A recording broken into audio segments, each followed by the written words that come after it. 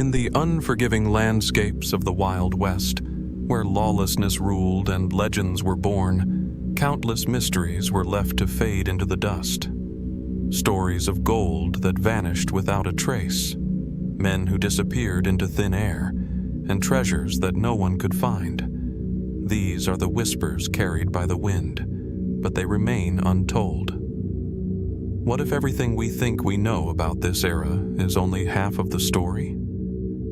What if the truth lies hidden, just beyond the reach of time, buried in the shadow of history's most elusive figures? In this 3-hour journey, we'll peel back the layers of the unknown, diving into the chilling disappearances, the haunting legends, and the unsolved riddles that still linger in the air. From the fabled lost Dutchman's gold mine to the mysterious death of Jesse James, each story holds a key that unlocks another layer of this enigmatic world. Who really holds the answers? And will we ever uncover them? So sit back, relax, and let's dive deeper into the mysteries that still haunt the Wild West to this day. Deep within the rugged mountains of Arizona, beneath the scorching sun and towering cliffs, lies a story that has captivated adventurers, treasure hunters, and historians for over a century. It is a tale wrapped in the dust of the past, yet one that still whispers in the winds of the desert, an enigma that refuses to fade away. This is the mystery of the Dutchman's lost gold mine, a treasure so elusive, so steeped in legend, that its very name has become synonymous with the unattainable.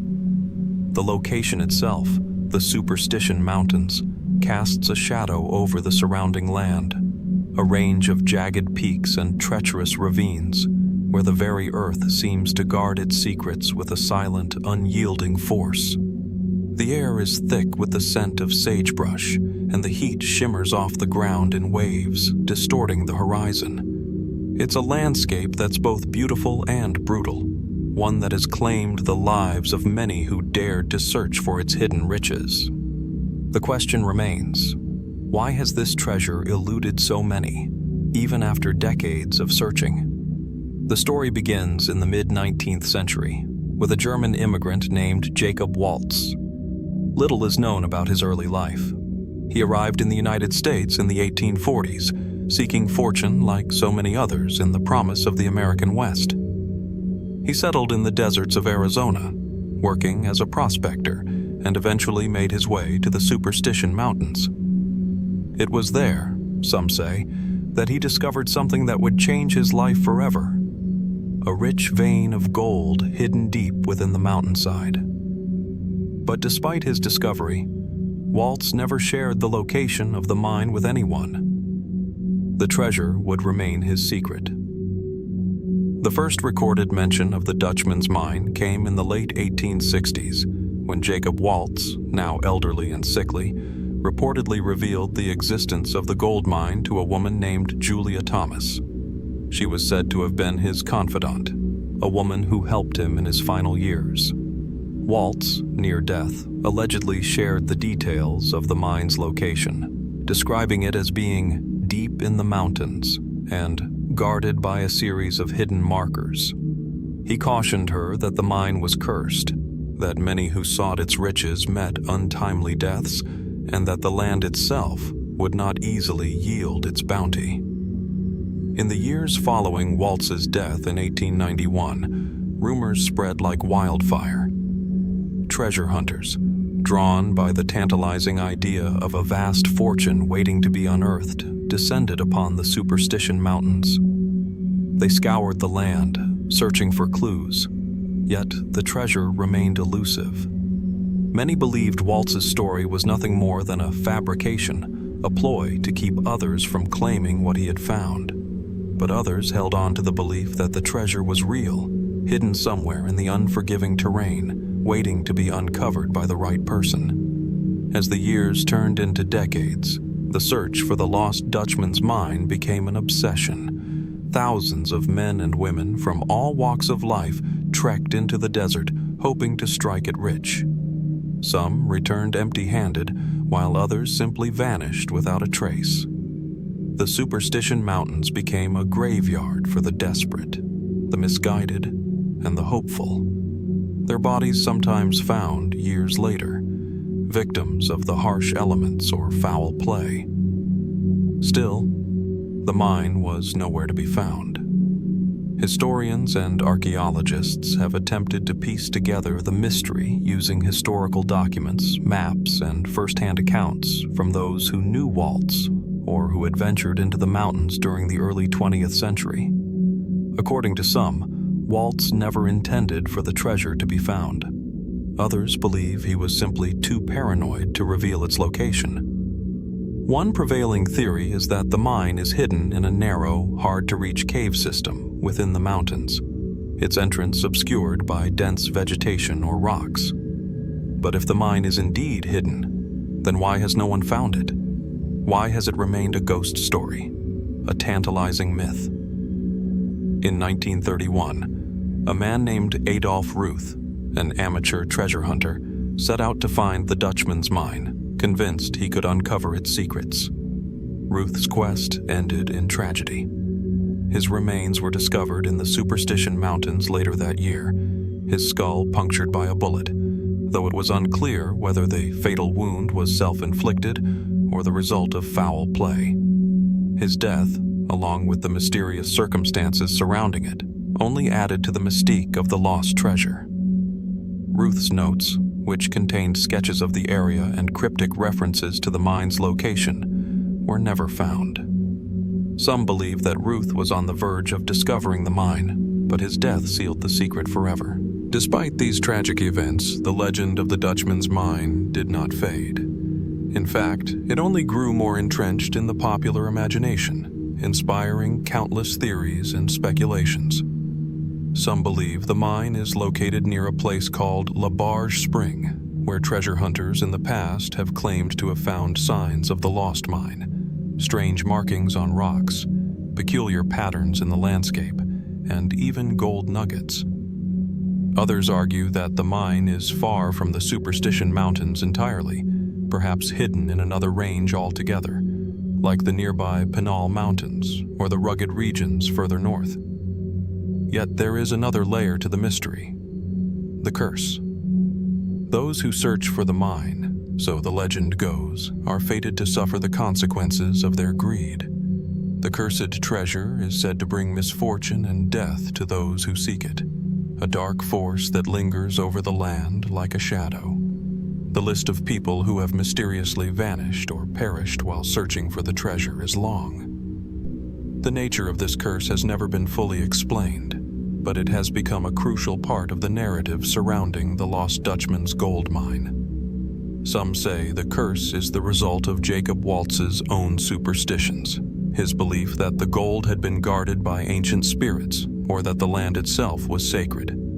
Others suggest that the curse is a reflection of the dangerous and unforgiving nature of the desert, a place where human ambition often collides with the raw power of nature. But for every person who attributes the curse to supernatural forces, there is another who insists that it is simply the price of greed, a lesson to be learned from the many lives lost in the pursuit of fortune.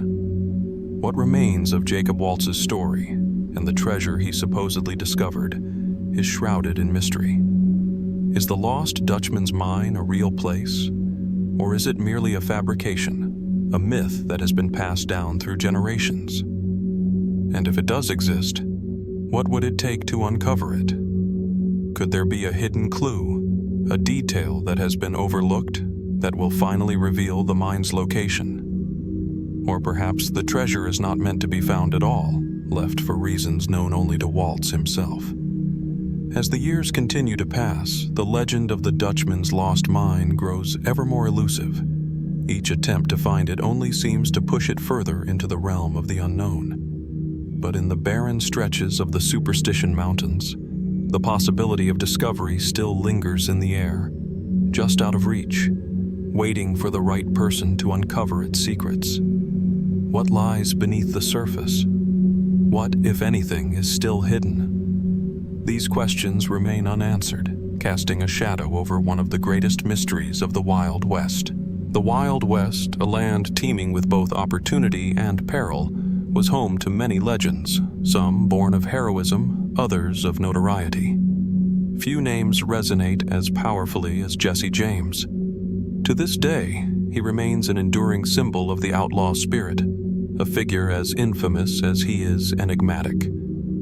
But beyond the tales of robberies, gunfights, and daring escapes, there is a question that has haunted historians and enthusiasts alike for over a century. What truly happened to Jesse James? Born in 1847 in Clay County, Missouri, Jesse James grew up during a tumultuous period in American history.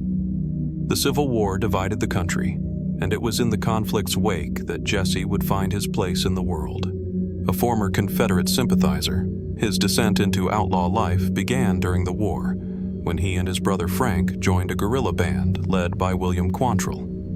After the war, with the South defeated and his personal life shattered, Jesse became notorious for his violent robberies, particularly his penchant for robbing banks and trains. By the time the 1880s arrived, the name Jesse James was etched into the folklore of the American frontier. But as much as he was known for his brazen criminal exploits, it was his death, shrouded in mystery, that would solidify his place in the annals of Wild West legend. The widely accepted narrative of Jesse James's death is straightforward.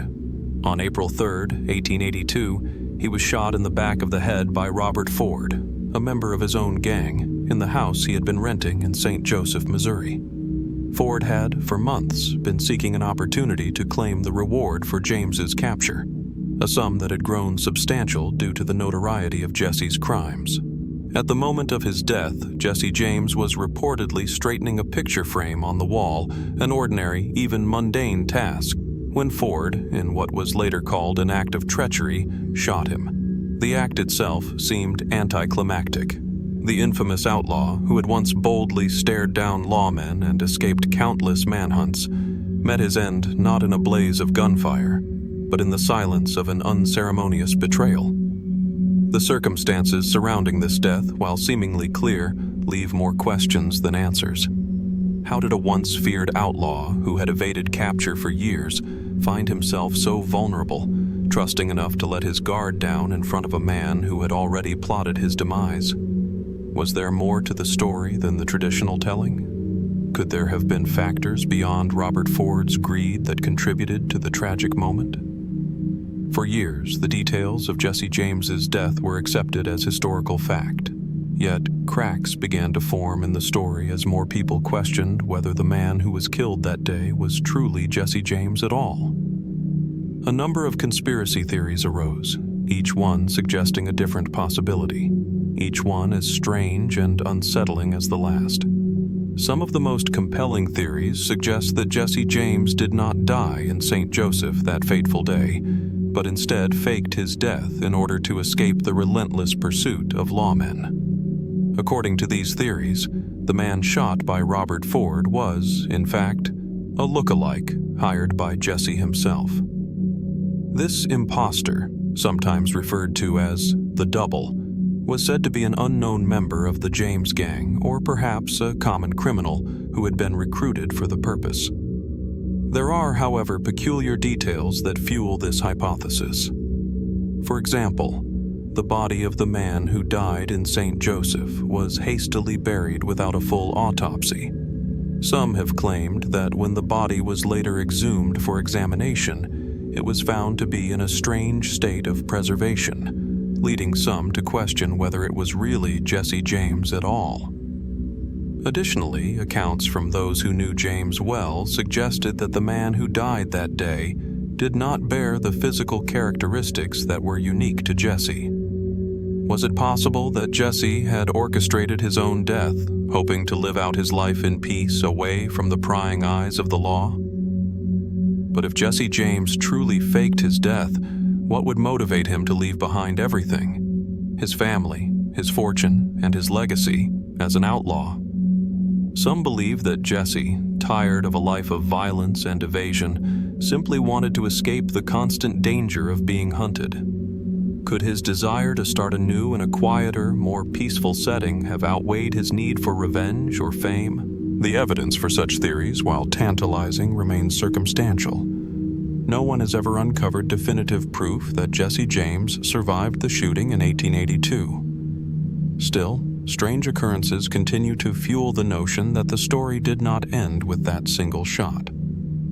One of the most peculiar pieces of evidence often cited by conspiracy theorists is the testimony of a man named J. Frank Dalton, who claimed to be Jesse James decades after the alleged death. Dalton, who was born in 1854 and had no prior connections to the James family, went on to live a relatively uneventful life before suddenly asserting in the 1940s that he was, in fact, the legendary Outlaw. While his claims were met with skepticism, his insistence that he had survived the assassination and had lived under various aliases over the years added to the growing mystique surrounding Jesse James's death. To this day, no conclusive evidence has emerged to either prove or disprove Dalton's claim, leaving room for doubt in the minds of those who wish to believe in the possibility of Jesse James's return. Adding further complexity to the tale are the curious cases of people who believed they saw Jesse James alive in the years following 1882. There are accounts of individuals, many of whom were familiar with James from his outlaw days, who swore they saw him in various parts of the country, still living under a different identity. Could these sightings be explained by the human tendency to fill in the blanks with familiar figures, or did they point to something far stranger? Yet as much as the mystery of Jesse James's death is debated, the legacy of his life is no less fascinating. If the man who died in St. Joseph was truly Jesse James, then his end marks the conclusion of a brutal chapter in American history. But if Jesse James somehow survived, the question looms large. What did he do with his life afterward? Did he live out his days in hiding, forever haunted by his past? Or perhaps did he simply choose to disappear from the annals of history, leaving behind only fragmented stories, legends, and unanswered questions? As we sift through the accounts, the theories, and the legends, one truth becomes apparent. The final chapter of Jesse James's life remains one of the most compelling mysteries of the American West. And with each passing year, the line between myth and reality grows ever thinner, leaving us to wonder whether the truth of his end or the secret of his survival might still be hidden, just waiting to be uncovered. In the vast, sweeping deserts of the American Southwest, the horizon stretches endlessly, painted in shades of gold and orange beneath a burning sun. The landscape here, where the earth seems to crack open in rugged canyons and vast empty plains, has long been a place of mystery. Among the many legends that have emerged from this land, none is quite as strange or as captivating as the legend of the Thunderbird photograph. It's a story that has been told countless times, passed down through the years like a whispered secret in the wind. The photograph in question, a black and white image that surfaced in the early 20th century, shows something that, by all accounts, should not exist. An immense bird, with wings so vast that they appear to dwarf everything beneath them. The bird, identified by some as a Thunderbird, is said to be the size of a small airplane, soaring high above the Arizona desert, its enormous wings casting a shadow that stretches for miles. The image, while grainy and indistinct, has intrigued researchers, skeptics, and enthusiasts alike, sparking debates over what it truly shows and whether it is genuine at all. The Thunderbird is an ancient and powerful symbol in Native American mythology, particularly among the tribes of the Southwest. Described as a colossal bird with wings capable of stirring storms, the Thunderbird is said to be a supernatural creature, embodying both the forces of nature and the divine. It is often seen as a protector, an avenger, and a harbinger of change. But the photograph in question, an eerie image that seems to capture the very essence of this mythical creature, raises unsettling questions. Could the legend be real? Or is there something else at work, something beyond the simple confines of mythology? The first known mention of the photograph came in the early 1930s when a man named Orrin W. McLean, an Arizona rancher, reportedly discovered the image while browsing through old newspaper clippings in a small town in the region. According to McLean, the photograph was part of a collection documenting an expedition led by a team of geologists in the early 1900s. The story that accompanied the image was even more baffling. It was said that the photograph had been taken by one of the expedition's members, a photographer named James F. Good, who had been accompanying a group of geologists on an archaeological survey of the area.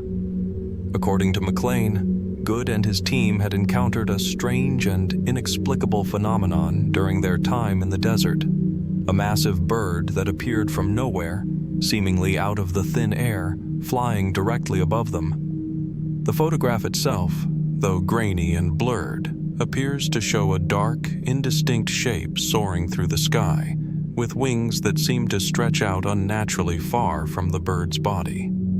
The details of the image are difficult to make out, but it's clear that the bird in question is no ordinary creature. The sheer size of its wings and the positioning of its body suggest something that belongs more to the realm of myth than reality. Some observers have compared the creature to descriptions of the Thunderbird in Native American lore, while others have speculated that it might be a form of giant vulture, an albatross, or even a species of prehistoric bird long extinct. Yet the photograph's authenticity has been called into question from the very beginning. Skeptics argue that the image is a hoax, a cleverly staged photograph created to capitalize on the growing interest in mysterious creatures during the early 20th century. The fact that the photograph surfaced in a small, remote town, far from any scientific scrutiny, only adds fuel to this theory. Some believe that the image was deliberately fabricated to bolster the legend of the Thunderbird, playing on the fascination people had for the strange and unexplained phenomena of the time. Moreover, there are those who suggest that the photograph is simply a case of mistaken identity. Could the Thunderbird be nothing more than an illusion, a misidentification of a more mundane creature? Birds of prey, such as the California condor or the golden eagle, are capable of impressive wingspans, and their size and appearance can easily be exaggerated when viewed from a distance, especially when captured in a low-quality photograph. Could the creature in the photograph have simply been a large bird, misinterpreted as something far more extraordinary?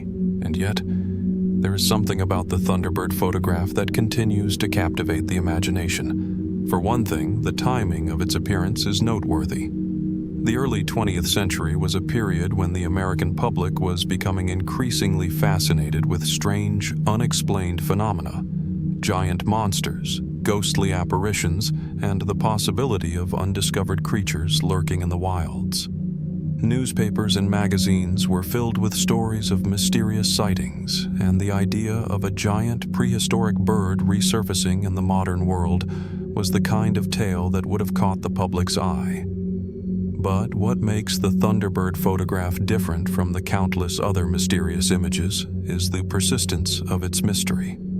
In the years since the photograph first emerged, a number of people have come forward with their own accounts of encounters with similarly strange creatures. Some claim to have seen enormous birds with wingspans far exceeding anything known to modern science. Others have told stories of shadowy figures flying in the night sky, their size and shape so unusual that they defy classification. In some cases, these sightings have occurred in the same regions where the Thunderbird photograph was purportedly taken. But despite the many stories and sightings, there has been no conclusive evidence to prove the existence of such creatures. No physical remains, no fossil records, no verified sightings by reputable scientists. Could it be that there is more to the story than we realize? Could the Thunderbird, as depicted in the photograph, be a remnant of an ancient species, one that has managed to survive in the remote corners of the world? Or is it simply a manifestation of myth, a product of human imagination and superstition? As is often the case with mysteries like this, the questions only multiply as more evidence comes to light. Some researchers have pointed to the phenomenon of pterosaur sightings, Stories of people claiming to have seen flying reptiles with wingspans far larger than those of any known birds. Could these sightings be connected to the Thunderbird legend? Or are they simply the result of overactive imaginations? And if the Thunderbird is a real creature, why has it remained hidden for so long? While many have dismissed the Thunderbird photograph as a hoax or a figment of folklore, there are those who remain convinced that it is a genuine artifact, a snapshot of something truly extraordinary. Whether or not the photograph itself is real, it continues to stand as a testament to the power of myth and the enduring mysteries of the Wild West. Perhaps the Thunderbird, like so many other legends, is meant to remain just out of reach, lingering in the realms of the unexplained. What, if anything, can we truly know about these forces that elude our understanding? As we continue to search for answers, the legend of the Thunderbird and the haunting image that captured it remains suspended between myth and reality, an unsolved mystery that still hovers on the horizon, waiting to be discovered. Beneath the blistering sun of the American Southwest, amid the jagged cliffs and wind-swept plains, lies a story of gold that vanished almost as soon as it was discovered. A story so elusive, so tangled in mystery, that even today, over a century later, it remains one of the greatest unsolved riddles of the Wild West. The lost Nigger mine, as it came to be known, is not merely the tale of riches lost, but a window into the complexity of the era, where myths and reality often bled into one another, obscuring the truth. The legend of the lost Nigger mine begins, as many such stories do, with the discovery of an enormous treasure. The mine, located somewhere deep within the harsh desert landscape, was purportedly found in the late 1800s by a group of African-American prospectors. These men, fleeing the aftermath of the Civil War and seeking a new life in the untamed wilderness of the American West, struck what they believed to be a deal with fortune itself. Rich veins of gold, so pure and plentiful that it was said to be almost inexhaustible, were uncovered deep within the bowels of the earth. Some said the gold was so abundant that it glittered on the surface of the rocks. Others whispered of entire caves filled with treasure. For a brief moment, it seemed the dream of unimaginable wealth was within their grasp. The prospectors, fueled by the thrill of discovery, made plans to transport the riches to safety. But as the story goes, their success was short-lived. The miners, overwhelmed by the enormity of their find, encountered increasing difficulties in maintaining secrecy. Word of their discovery spread, and soon, rival prospectors, thieves, and fortune hunters descended upon the region. But before they could lay their hands on the treasure, something strange and inexplicable happened. The mine was abandoned, its location lost to history. What happened to the miners who made the discovery? Some say they met a violent end, murdered either by the greed of others or by a sense of fear that took hold as the gold seemed to possess them. Others claim the treasure was buried or hidden away, lost forever in the unforgiving terrain. But one thing is certain: the gold, if it existed, was never recovered. No maps were drawn, no remains were found, and the mine, once brimming with promise, seemed to vanish into thin air. Theories abound regarding what happened to the treasure. Some historians believe that the mine was never real, that it was a fabrication designed to attract treasure hunters into the region. These skeptics suggest that the story was merely an exaggeration, perhaps a legend born out of the desire for wealth or a misguided attempt to explain the unexplained. But even this explanation doesn't fully account for the persistence of the tale, which has continued to intrigue adventurers and historians alike for over a century. More tantalizing is the theory that the mine was, in fact, real, its gold a true prize, but that it was deliberately hidden or destroyed. According to this view, the mine's discovery was simply too dangerous, too volatile to leave in the hands of those who might abuse it. Perhaps the miners, realizing that the treasure would only bring destruction and chaos, chose to bury it. Some believe they may have sealed it off, leaving behind no trace of its existence to prevent others from exploiting it. But what could have driven the men who first discovered the mine to make such a choice? Did they foresee the horrors that would follow, or were they simply overwhelmed by the weight of their find? The idea of deliberately concealing such a treasure raises a number of intriguing possibilities, especially when considering the personal and social dynamics at play at the time. In the context of the American West, the discovery of vast wealth, particularly by African American prospectors, would have been revolutionary. The lost Nigger mine could represent more than just a physical treasure. In an era rife with racial tensions and social upheaval, the mine could have been seen as an opportunity for empowerment, an escape from a system that had long oppressed and marginalized Black Americans. But as with all such opportunities in the Wild West, the forces of greed, danger, and violence quickly intervened. The mine, perhaps, became a symbol of something greater, a fleeting hope in a world that was too dangerous, too unpredictable, to allow such dreams to endure. For those who continue to believe in the mine's existence, the mystery only deepens. Some claim to have uncovered evidence of the treasure's existence, finding faint clues in the form of old maps, cryptic markings on rocks, or stories passed down through generations. These clues, however, have never led to the gold itself. Still, the search for the mine persists, each new expedition adding more layers to the legend. In recent years, there have been claims from treasure hunters that they were on the verge of finding the lost Nigger mine, only to be thwarted by the treacherous nature of the desert, or by circumstances beyond their control. Others suggest that the gold could still be hidden within the labyrinthine canyons of the Southwest, waiting for the right combination of skill, luck, and fortune to bring it to light. But even with modern technology and sophisticated tracking methods, the mine remains elusive, as though the desert itself has conspired to keep its secrets hidden. Perhaps what makes this mystery so compelling is not just the idea of lost treasure, but the question of what the lost Nigger mine truly represents. It is not merely a story of gold, but a symbol of the power and danger of the Wild West, a place where wealth could be won and lost in a single day. And it is also a story of people who were, in their own way, making history, not through the acquisition of riches, but through their very existence in a world that had long sought to erase their presence. As time passes, the legend of the lost Nigger mine grows more elusive. It becomes more than just a tale of gold and loss.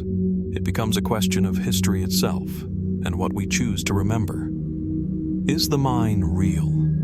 Or is it a myth created by the desperate hope of men who sought to transcend their circumstances? Whatever the answer may be, one thing remains clear.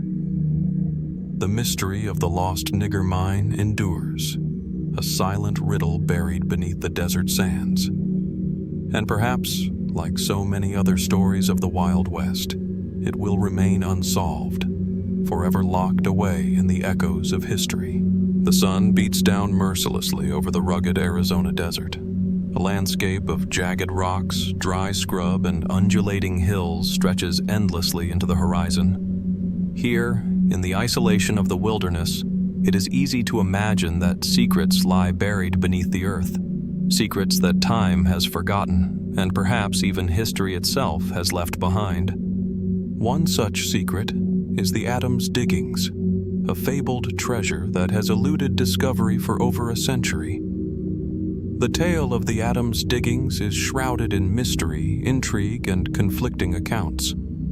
Yet, even today, there are those who still seek it, believing that the elusive riches left behind by a forgotten group of outlaws could still be waiting to be uncovered. The legend begins in the mid-1800s, in the heart of the American Southwest, a place where outlaws, treasure hunters, and indigenous peoples all intertwined in a complex web of history.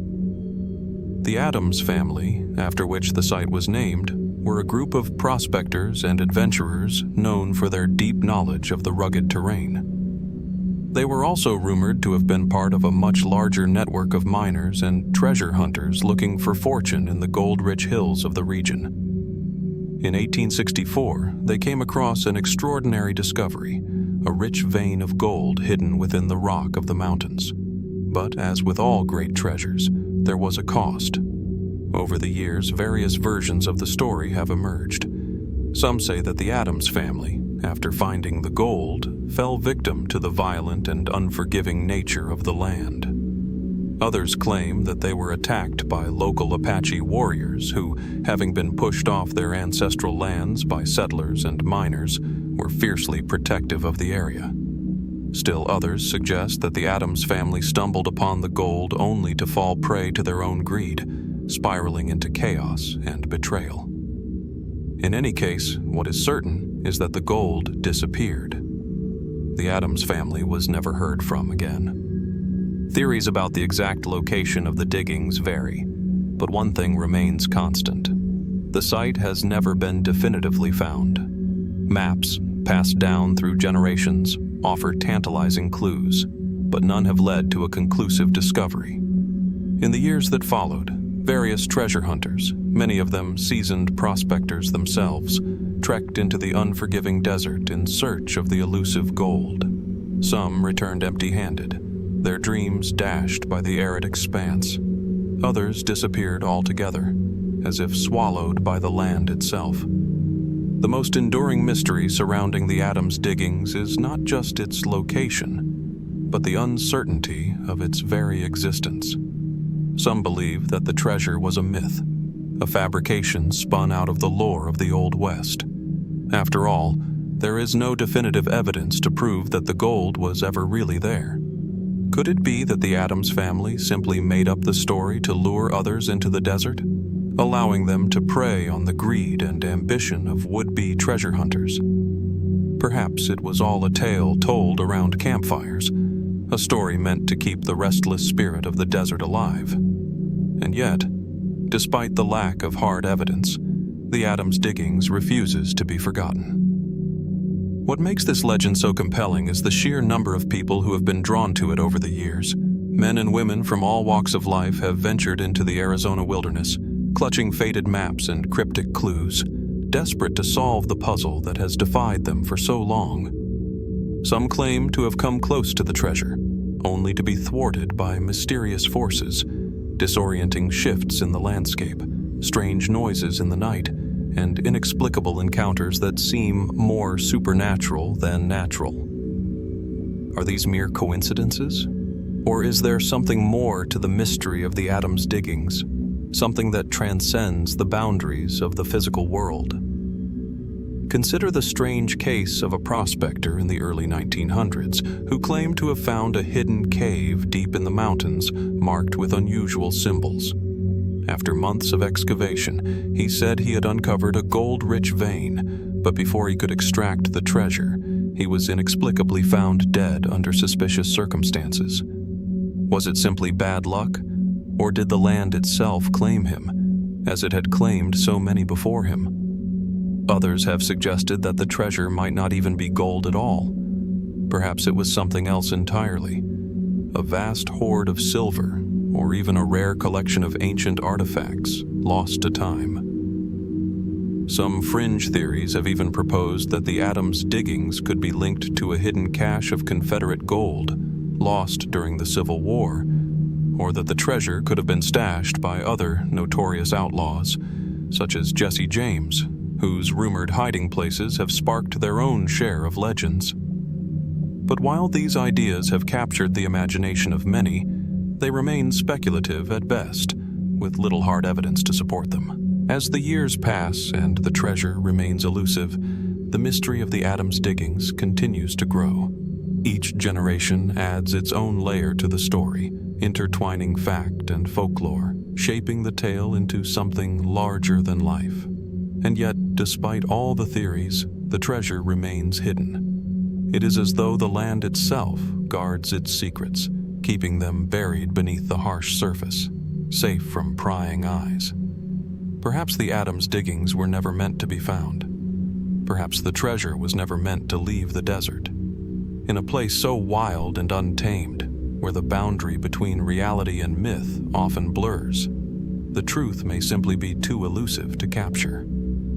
And so the question lingers. What truths are still hidden beneath the scorched earth of Arizona? What secrets remain locked away, waiting for the right person, the right moment, to unravel them? The Adams diggings may be lost to history, but its story, its mystery, continues to echo through the canyon winds, reminding us that not all mysteries are meant to be solved. The desert landscape of southern Utah is a place of stark beauty, where the land ripples with red rock formations and endless expanses of sand stretch beneath an unrelenting sun. It's a place that has always drawn wanderers, artists, adventurers, and those seeking solitude. Among them was a young man named Everett Ruess, whose brief life would become as enigmatic as the wild terrain he loved. Ruess was just 20 years old when he disappeared in 1934, but his life had already been one of exploration and introspection. Born in 1914, he had a restless spirit, always yearning to find something deeper, something beyond the confines of society. By his late teens, Ruess had left behind his comfortable home in California and set out on his own journey through the southwestern United States, armed with little more than a notebook, a sketchpad, and his boundless curiosity. Ruess had an artistic soul, and his journals, filled with vivid sketches and poetic reflections, give us a glimpse into his mind. He was drawn to the wilderness with an almost spiritual fervor, often traveling alone, camping under the open sky, and finding solace in the vastness of the desert. His writings are filled with a sense of wonder about the world and the mysteries it holds, as well as an awareness of his own place in it. A young man searching for meaning in the remote beauty of the land. His passion for the wilderness, however, would ultimately be his undoing. On November 20th, 1934, Ruess left the town of Escalante, Utah, setting off into the desert with little more than his horse and a pack mule. His plan was to venture into the wilds of the Grand Canyon region, a landscape known for its treacherous terrain and searing heat.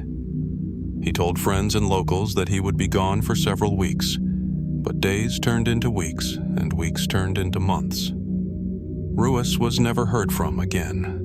When Ruess failed to return by the end of December, a search was launched.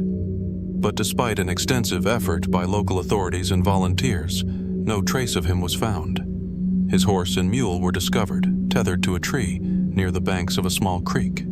His belongings, including his journals and sketchbooks, were left behind. Yet there was no sign of Everett Ruess himself.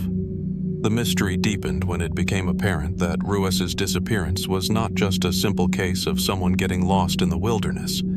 He had vanished without a trace. His companions had no idea where he had gone, and there were no signs of a struggle, nor any indications that he had been attacked or harmed. As the weeks passed, the theories began to multiply. Some speculated that Ruess had simply wandered off too far and succumbed to the harsh conditions of the desert. The region he was exploring was known for its unforgiving terrain, rugged cliffs, deep canyons, and wide stretches of barren land, where even the most prepared travelers could easily lose their way. Could it be that Ruess, in his isolation, became disoriented and perished alone in the wilderness? Others, however, believed that Ruess might have intentionally vanished. It was well known that he was a deeply introspective young man, someone who sought meaning in the solitude of nature. Some even suggested that he had deliberately chosen to leave his old life behind and disappear, perhaps as a form of self-imposed exile or spiritual retreat. The idea that Ruess had sought to escape the confines of civilization, to become one with the wilderness in the truest sense, gained traction over the years. Then there were the darker theories. One of the most persistent was the idea that Ruess had met with foul play. This theory was fueled by the fact that, during the time of his disappearance, the region was home to a number of outlaws and criminals. The theory goes that Ruess might have run afoul of one of these individuals, or perhaps been the victim of an unsolved crime. In the years following his disappearance, rumors spread that he had been murdered, his body hidden by someone who didn't want his presence in the wilderness to be discovered. Adding fuel to the fire, an enigmatic clue surfaced in the years after Ruess's disappearance. A letter, supposedly written by Ruess, that was found in a nearby town. The letter, which contained cryptic references to someone or something pursuing him, suggested that he may have been involved in something larger than he had let on, a conspiracy or danger he had not fully disclosed. The letter raised even more questions about the true nature of his disappearance. Was Ruess trying to escape from something? Or was he, as some have suggested, caught up in a mystery beyond his understanding? Despite these various theories, no conclusive evidence has ever been found to explain Ruess's disappearance. Over the decades, multiple search parties have combed the rugged terrain of southern Utah, following every lead, every possible path, but to no avail. His name has become synonymous with one of the great unsolved mysteries of the American Southwest, a haunting enigma that has captivated the imaginations of those who seek answers. Perhaps the most perplexing aspect of Everett Ruess's story is the silence that surrounds it. There are no clear answers, no final piece of the puzzle.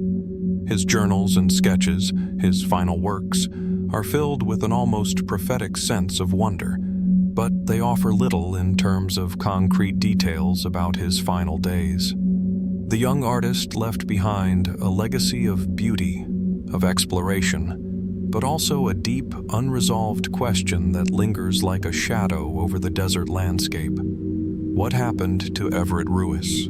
Was he simply another victim of the wilderness, lost in the vastness of the desert? Or did he choose to disappear, leaving behind only his art and his musings? Could he have stumbled into something far more dangerous, something that claimed his life before he could even understand it? Or was his disappearance simply the result of a tragic accident, one that left no trace of his final moments? Everett Ruess may be gone, but his story endures. His disappearance continues to fascinate, to haunt, to puzzle those who venture into the desert in search of answers. And as the years pass, the mystery of his fate remains as elusive as the desert winds, whispering through the canyon walls, carrying with them the unanswered questions of a young man who sought more than the world was willing to offer. In the remote high desert of eastern California, a place where the wind howls like the cries of forgotten souls, lies a ghost town unlike any other. Bodie, once a thriving mining community, now stands frozen in time, a place where the silence of abandonment is almost as oppressive as the dry, arid landscape surrounding it. As you walk through the empty streets, the remnants of a once boisterous town greet you with a ghostly stillness. Weathered buildings lean precariously under the weight of history, and the bones of long-dead structures seem to hold secrets that have yet to be told. Bodie was founded in 1859, during the height of the gold rush, when a rich vein of gold was discovered in the hills surrounding the area. What followed was a typical story of boom and bust. Thousands of miners flooded into the town, erecting crude homes and businesses in a feverish attempt to strike it rich. At its peak, Bodie boasted a population of nearly 10,000 people, with saloons, brothels, hotels, and stores lining the dusty streets. The promise of gold transformed this once-forgotten valley into a bustling, chaotic settlement, alive with the sounds of industry and human ambition. But with prosperity came danger. The rough miners who came to Bodie were not just after gold. They were after power, wealth, and survival in a world where anything could be traded for a price. Lawlessness reigned, and Bodie's reputation for violence became as infamous as its gold mines. Shootings in the streets were common, and the town's early years were marked by a brutal cycle of greed and death. Perhaps it is no surprise, then, that the story of Bodie is more than just one of riches. It is also one of loss, tragedy, and a lingering curse that would follow the town long after its final days. As the gold began to dwindle and the mines played out, Bodie's once thriving community began to dissolve. The population dwindled, businesses closed, and families left in search of greener pastures. By the early 20th century, the town was abandoned, a ghost of its former self. The last residents fled in 1917, leaving behind an eerie stillness that would persist for decades. But it wasn't just the physical abandonment of the town that marked the end of Bodie's story. It was something darker, something that continues to haunt the remains of the town to this day. There are many who believe that Bodie is cursed, a place where restless spirits, perhaps those of the miners who met untimely and violent ends, still linger. Accounts of strange occurrences and unexplained phenomena are common among those who have ventured into the town, and even those who have simply heard the stories. Many visitors report a feeling of being watched, an oppressive weight that seems to hang in the air. Some say that objects have been known to move on their own, as if invisible hands are reaching out from the past, while others claim to hear the sounds of footsteps or whispers carried on the wind. The most unsettling tales, however, are those of people who have taken something from the town: rocks, trinkets, or even small pieces of wood from the dilapidated buildings. These individuals often report a series of misfortunes or strange accidents that follow them long after they leave Bodie behind. It is said that these misfortunes are the work of the curse, a warning from the spirits of Bodie to never disturb the town's forgotten treasures.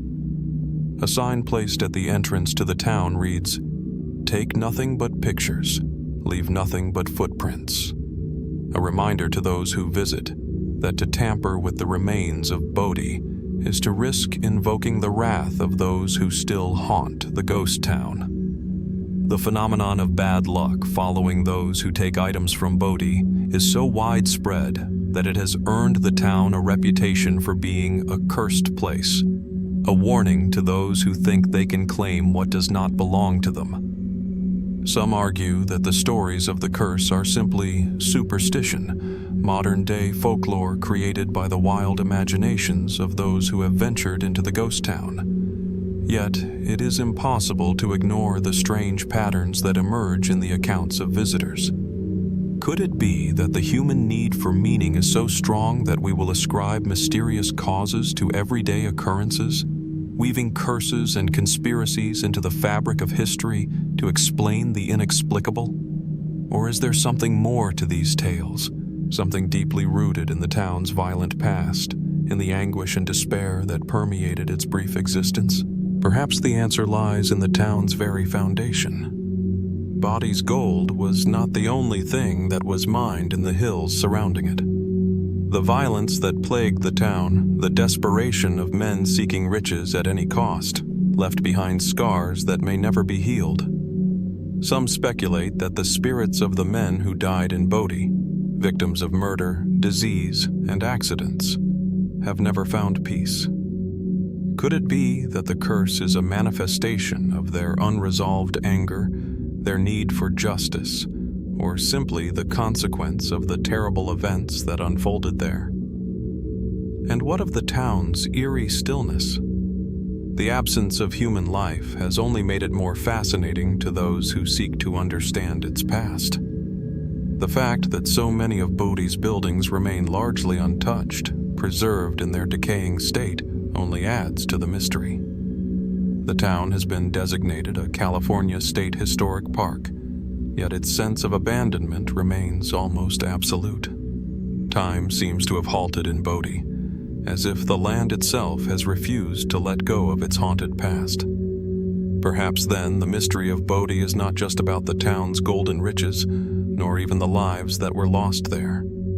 It is about the energy that remains, an energy that clings to the land, to the buildings, and to the very air itself.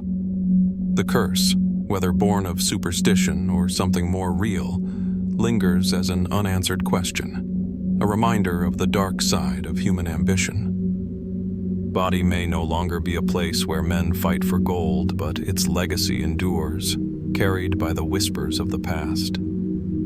As visitors stand in the ghost town's silent streets, they cannot help but wonder, is it truly just the wind they hear?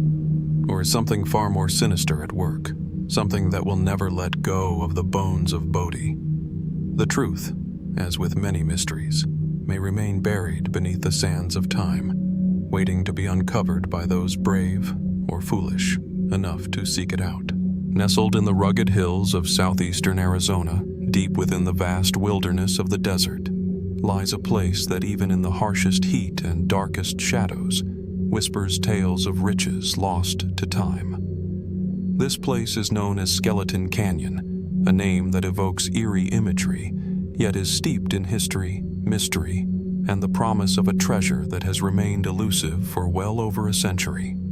The canyon itself is deceptively serene, an isolated ravine carved into the landscape, surrounded by barren mountains and thick patches of mesquite. The air here is dry and still, with only the occasional sound of a distant coyote or the gentle rustle of the wind through the desert scrub. Yet beneath this peaceful facade lies a dark and complex past, one that has inspired countless treasure hunters to venture into its depths, searching for something hidden within the canyon's secretive embrace. The mystery that surrounds Skeleton Canyon is not just about what may be buried there, but also about how such a place, its history, its legends, can continue to tantalize and elude us. The story of Skeleton Canyon begins in the late 1800s, during a time when the American Southwest was a hotbed of conflict and intrigue. In 1881, a band of outlaw thieves, led by a man named Jesse Evans, attempted to make off with a fortune in gold after robbing a train near the town of Lordsburg, New Mexico. The loot, believed to be a stash of silver and gold bars, was too much for the thieves to carry at once, and they decided to hide it in Skeleton Canyon, where they hoped it would be safe from the authorities. What followed is a tale as tangled as the thorny brush that lines the canyon floor. The men buried their treasure, intending to return later to retrieve it. But fate, as it often does in these kinds of stories, had other plans. The outlaws were hunted down by lawmen and caught in a deadly gunfight in the very canyon where they had hidden their fortune. Their lives were taken, and with them any knowledge of the precise location of the treasure they had stashed. Some say that before he died, Jesse Evans made an attempt to mark the spot where the gold was hidden, leaving behind cryptic clues that would serve as a guide to any future treasure hunters. Others claim that the gold was simply never recovered, lost to the unforgiving landscape forever. What is certain, however, is that the legend of the treasure has endured through the years. Skeleton Canyon became a place of fascination for treasure hunters, eager to unlock its secrets and claim the fortune hidden within. Over the decades, many have ventured into the canyon, following old maps, rumors, and folklore in search of the buried gold. Yet no one has ever found it. The canyon remains, as it has for over 100 years, an enigma, a riddle with no solution. What might explain the mystery of Skeleton Canyon's treasure? Is it simply lost to time? Or is there something deeper at work? Some have speculated that the treasure, if it ever existed at all, was never buried in the first place. Perhaps it was a myth, an elaborate story concocted by outlaws to lure others into the canyon, only to lead them astray. Could it be that the treasure was stolen long ago by those who knew of its hiding place, and that the story of the treasure is merely a legend designed to cover up a much simpler truth? Yet, there are others who believe that the treasure is real and still out there, waiting to be uncovered. These hopeful souls, driven by the stories of those who came before them, continue to search the desolate expanse of Skeleton Canyon, convinced that the treasure is still buried somewhere within its labyrinthine twists and turns. Some even claim to have come close, finding remnants of old markings, rusted tools, or traces of long-forgotten campsites. But each search has ultimately ended in failure, just like the many that came before it. Is the treasure truly lost, or is there some force at play that keeps it hidden? The landscape itself, with its deceptive beauty, seems to hold a sense of foreboding. The canyon is not a place easily navigated. Its sharp, jagged cliffs and deep crevices make it a difficult terrain to traverse, even for seasoned explorers. One could easily get disoriented, losing their way in the seemingly endless wilderness that stretches in every direction. In such a place, where time moves in a slow, unforgiving rhythm, is it possible that the treasure simply lies beyond the reach of any man who dares to seek it? As with many unsolved mysteries, there are those who suggest that something more supernatural may be at work. Could it be that the land itself guards the treasure, protecting it from those who would disturb it? In Native American folklore, the spirits of the land are said to be powerful protectors, and it's possible that the canyon's unusual name, Skeleton Canyon, might have been given not only because of the dead outlaws, but because of the very nature of the land itself, a place where death and decay seem to have a permanent presence. Perhaps, in some strange way, the spirits of those who perished there, both human and animal, still watch over the canyon, ensuring that the treasure remains hidden. Or could it be the curse of the outlaw band itself, their restless spirits seeking to protect the gold, guarding it against all who would come in search of it? The tale of treasure often carries with it the notion of a curse, a warning to those who would disturb the dead and claim what was never meant to be theirs. And yet, despite the stories, no one has ever been harmed in Skeleton Canyon, not by spirits, not by treasure, but by something much more real, the harsh, unforgiving environment. And so, the mystery of Skeleton Canyon remains unresolved. Perhaps it is the very nature of treasure hunts in the Wild West. So many end in failure, with tantalizing clues that lead nowhere, leaving behind only more questions than answers. The gold, if it is out there, remains buried in the earth, waiting for someone who can unlock the canyon's secrets. And the canyon itself, with its vast emptiness, continues to stand as a silent testament to the legends that were born there. What truths lie hidden beneath the rocks and dust of Skeleton Canyon? Was there treasure to begin with, or did the tale grow in the telling? Perhaps the canyon itself holds the answer, but like all good mysteries, it is a riddle that will not be easily solved, at least not yet.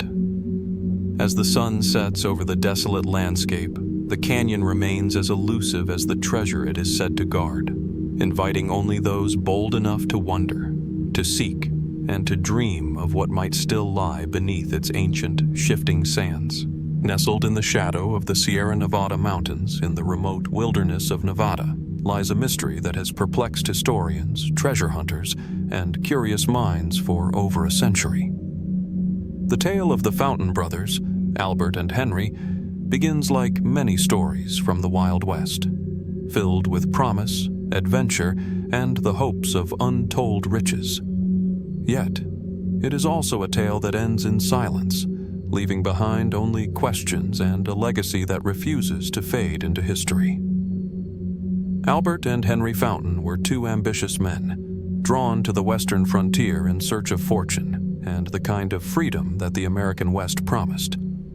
Albert, a well-educated lawyer from New Mexico, and his younger brother Henry, a farmer, had hoped to make their fortunes through mining in the wild terrain of Nevada. The brothers were well acquainted with the hardships of frontier life, and their venture was not without risks. By the time they set out on their fateful journey in 1880, the promise of gold had drawn countless prospectors into the mountains of Nevada, but it was an uncertain and dangerous place, one where even the most prepared could vanish without a trace.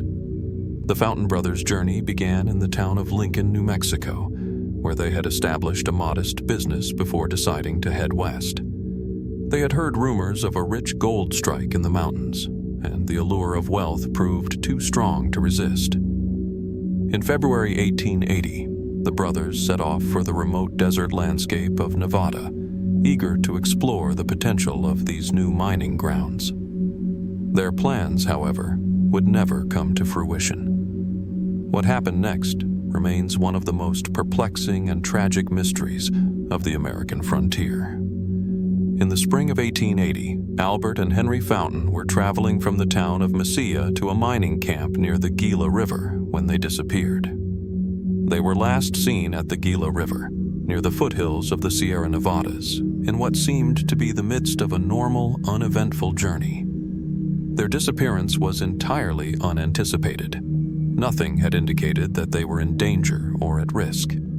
Yet, when they failed to arrive at their destination, a search was soon launched, and what was uncovered was far darker than anyone had anticipated. When the Fountain brothers' wagon was discovered, it was abandoned, empty save for some of their belongings. But what was most disturbing was the gruesome discovery that followed.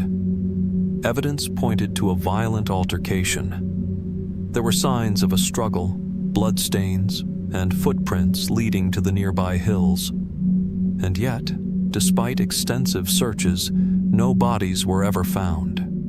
The trail had gone cold, and the brothers, once on the brink of uncovering their fortune, were gone, vanishing into the wilderness without a trace. The mystery only deepened when rumors began to circulate about the brothers' fate. Some believed that the Fountains had simply been murdered, victims of robbers or outlaws who had sought to take the brothers' gold or their valuable supplies. Others speculated that they had met a grisly end at the hands of local Apaches, whose presence in the region was well known. The idea of Indian retribution was a common explanation for the disappearances of settlers during that time, but there was no conclusive evidence to support this theory. What made the case all the more perplexing was that there were no signs of any real struggle at the site. No bodies, no clear indications of a battle or raid. The Fountain brothers had simply disappeared. Some months later, a man named William Wilson, who had been part of the search party, claimed to have found the remains of the brothers in a nearby ravine, but when others returned to examine the site, the remains had mysteriously vanished. What could explain this strange turn of events? Could it be that the bodies had been moved? Or was there something else at work in the depths of the desert? A force that had kept the truth of what happened hidden from the world? As time went on, the mystery of Albert and Henry Fountain's disappearance became a source of speculation. Many theories emerged, each offering a different explanation for what might have happened. Some believed that the brothers had stumbled upon a treasure, perhaps a cache of gold left by earlier prospectors, and that this discovery had led to their deaths. Others suggested that the brothers had encountered a dangerous group of individuals, perhaps a gang of criminals who had murdered them in an attempt to steal their wealth. A particularly intriguing theory posits that Albert Fountain, who had once worked as a lawyer, had made powerful enemies, and his death may have been orchestrated by those seeking revenge or justice for an earlier crime. Could the Fountain brothers have become victims of a personal vendetta, their fates sealed by the machinations of others? And then there's the idea that the brothers had discovered something far more valuable than gold, a hidden and dangerous secret that led to their untimely end. The area around the Sierra Nevadas was rife with rumors of treasure, loot buried by outlaws, or gold left behind by long-forgotten expeditions. Had the Fountain brothers, in their search for fortune, come upon something much darker than they had anticipated? The more this theory is considered, the more chilling the possibilities become. Had they stumbled upon something they were never meant to find, and was their death the result of their discovery? But as compelling as these theories may be, none offer a definitive explanation. The disappearance of the Fountain brothers remains one of the most unresolved cases of the Wild West, an enigma that continues to haunt those who study it. The search for their remains has never yielded any conclusive results, and the true nature of their fate is still lost to time. The vast wilderness of Nevada, with its dry, inhospitable terrain, remains as much a part of the mystery as the brothers themselves. The desert landscape is harsh and unforgiving, and even the most experienced of adventurers have been known to disappear without a trace. Could it be that the brothers, in their pursuit of riches, were simply claimed by the wild, their bodies lost to the elements, their stories swallowed by the vast expanse of desert? Or was their disappearance the result of something far more sinister, a tale of betrayal, revenge, or greed that led to a brutal and untimely end? The mystery of Albert and Henry Fountain is not one that will easily fade from the annals of Wild West history. It is a reminder that not all stories from the frontier are neatly tied up with explanations and answers. As the years pass, the tale of the Fountain brothers continues to draw in curious minds, eager to uncover the truth. And yet, despite all the speculation and investigation, the canyon where they disappeared remains silent, holding its secrets close. Perhaps the desert knows more than it is willing to reveal. What happened to the Fountain brothers? What truths lie buried beneath the dust and stones of that lonely landscape? Only the land itself knows, and it continues to hold its silence. The legend of Billy the Kid is one of the most enduring and enigmatic tales of the American West. His name still echoes through the dusty streets of Old West towns and into the minds of those who are drawn to the wild frontier, where lawlessness and ambition often collided. But beyond the myth of the infamous outlaw, the daring escapes, the gunfights, the endless chase, is a story that remains shrouded in mystery, one that has puzzled historians for generations: the secret of Billy the Kid's fortune. Born William Henry McCurdy Jr., and better known by his alias, Billy the Kid, this young man's life was marked by a string of robberies, killings, and escapes that have made him a figure both feared and revered. His life was short, violent, and tragic, ending at just 21 years of age when he was shot by Sheriff Pat Garrett in 1881. The Kid, who was said to have killed as many as 21 men, remains a symbol of the rebellious spirit that defined the frontier. Always on the run, always just beyond the grasp of the law. But even after his death, the legend of Billy the Kid didn't fade into history. It only grew, fueled by the mysteries that surrounded his life, and particularly the question of his fortune. Though known for his notorious exploits, Billy was never truly rich. His robberies were rarely of great value, and he spent much of his short life on the run, evading capture. Yet, there are persistent rumors and tantalizing clues suggesting that Billy the Kid may have hidden away a fortune during his criminal career, treasure that, if discovered, could rewrite history. The most well-known and widely discussed theory about Billy the Kid's hidden wealth centers around the idea that the outlaw had stashed away a fortune in gold or silver. According to some accounts, Billy had connections to several lucrative gold mines in New Mexico, where he is believed to have worked as a miner before his criminal days. Some stories even claim that he took part in various robberies involving gold bullion and valuable assets, leading many to believe that he kept a portion of this wealth for himself. But where could such a fortune be? This is where the mystery begins to deepen. One of the most persistent rumors comes from the town of Fort Sumner, New Mexico, where Billy the Kid spent his final days. After his death, the Kid was buried in a small cemetery, but some local lore suggests that his grave may not contain all of his secrets. A man named John Miller, who claimed to have been an associate of Billy, wrote a letter many years after the outlaw's death, stating that Billy had hidden his wealth somewhere near Fort Sumner just before his capture and killing. Miller's letter details a rough description of the location, but it's vague, leaving much to be interpreted. Further fueling this mystery is a series of cryptic references in Billy's own letters and interactions. Some historians believe that the outlaw left behind hidden messages or clues in his writings, indicating the location of his fortune. For example, One of the most commonly cited pieces of evidence is a letter written to a man named William Antrim, whom Billy allegedly trusted with important information. In the letter, Billy refers to a stash, a term that some believe refers to hidden gold or silver. Yet, despite much effort to decipher the meaning of these references, no one has been able to definitively prove their connection to a fortune. One of the most curious aspects of this story is the involvement of certain figures in Billy's life who may have had a vested interest in keeping his fortune secret. Some speculate that Billy's close associates, including friends, fellow outlaws, and even lawmen, may have been aware of the treasure, but kept quiet about it for their own personal reasons. Could it be that Billy's partners in crime, who often saw him as a charismatic leader, had knowledge of where he hid his wealth, but chose to keep it hidden for their own benefit? Or perhaps the legend of Billy's fortune became more valuable than the fortune itself, leading those who knew of it to stay silent, keeping the mystery alive for generations. Theories about the treasure's location vary widely.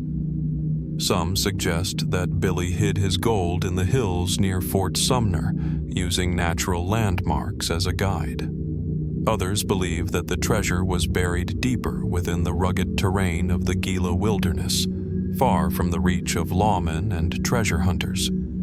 Still, other theories claim that the outlaw may have hidden the wealth in remote areas along the Rio Grande River, where he was known to have traveled frequently. And then there is the theory that the treasure may have never existed at all. Could the tales of Billy the Kid's hidden fortune be nothing more than elaborate folklore?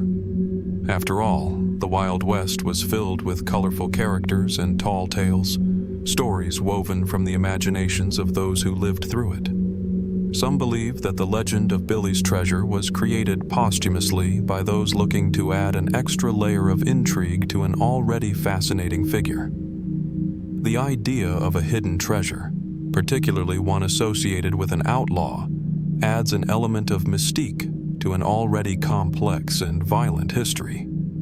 Yet, despite the numerous expeditions and attempts to uncover Billy's fortune, no substantial evidence has ever been found. Over the years, treasure hunters have scoured the desert, combed through old records, and even sought out modern technology, such as metal detectors and ground-penetrating radar, to try to pinpoint where Billy might have hidden his gold. But every attempt has ended in frustration and disappointment, with no real proof of any treasure's existence.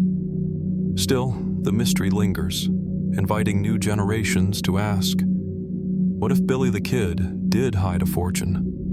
What if the kid, notorious for his ability to escape the law, was also hiding one final secret, a wealth that could alter our understanding of the Wild West? There is also a curious irony in the idea that the kid's fortune might still remain hidden. Throughout his short and turbulent life, Billy the Kid was an outsider, someone who lived on the fringe of society, constantly at odds with the law. He had the opportunity to take what he wanted, and yet, instead of claiming riches in a public and definitive way, he may have opted for secrecy, leaving behind a treasure that still eludes us. Perhaps, in the end, it is the very nature of Billy the Kid's legend that keeps the mystery alive. His life was a story of evasion, of outsmarting the law, of living in the shadows. Maybe his fortune is just another part of this tale, a piece of the puzzle that will never quite fit. And as we look back on his life, we are left wondering if some secrets, perhaps the most valuable ones, will always remain buried, hidden from view, waiting for someone with the right key to unlock them. There are places in the American West that carry with them not just the weight of history, but the residue of mystery, hidden stories, and lost treasures that refuse to be forgotten. Among these legends, few are as enigmatic and tantalizing as the tale of the Blue Bucket Mine, a place that has both eluded discovery and captured the imagination of treasure hunters for over 150 years. The story of the Blue Bucket Mine begins in the wild terrain of the Oregon Territory in the mid-1800s. It was here that a group of miners, led by a man named James A.E. Brown, claimed to have discovered a gold-rich vein so rich and pure that it became the stuff of local legend. The exact location of this mine, however, remains a mystery to this day. According to some accounts, Brown and his men stumbled upon the treasure during the height of the gold rush, when eager prospectors flooded the western United States in search of their fortunes. But rather than boasting about their discovery, Brown and his group kept the secret close to their chests. They were convinced that the mine was so rich that it would be too tempting for others to resist, and for good reason. After finding what they described as an unending supply of gold, the miners spent several months extracting ore from the site, each day growing richer. Then, one day, for reasons that have never been fully explained, they abandoned the mine. Some accounts say that Brown and his men made the mistake of revealing the location to a few trusted friends, and soon after, they found themselves beset by thieves and rival miners. Others suggest that something more sinister caused them to leave, perhaps a shift in the land itself, as though the earth was rejecting their intrusion. But regardless of the cause, Brown and his crew disappeared, and the Blue Bucket Mine was left to fade into obscurity. The only remaining clue to the mine's location, some say, was a blue bucket. A simple object, yet one that would become the key to unlocking the mystery. According to legend, Brown had left the bucket behind at the camp, and it was this small artifact that gave the mine its name. The blue bucket became a symbol of the treasure, a beacon that called out to the many treasure hunters who would later attempt to uncover the mine's secret. As the years passed, stories of the Blue Bucket Mine spread far and wide. Its riches were said to rival the fabled Comstock lode, one of the richest silver veins ever discovered. And yet, despite numerous expeditions to find it, the mine has never been conclusively located.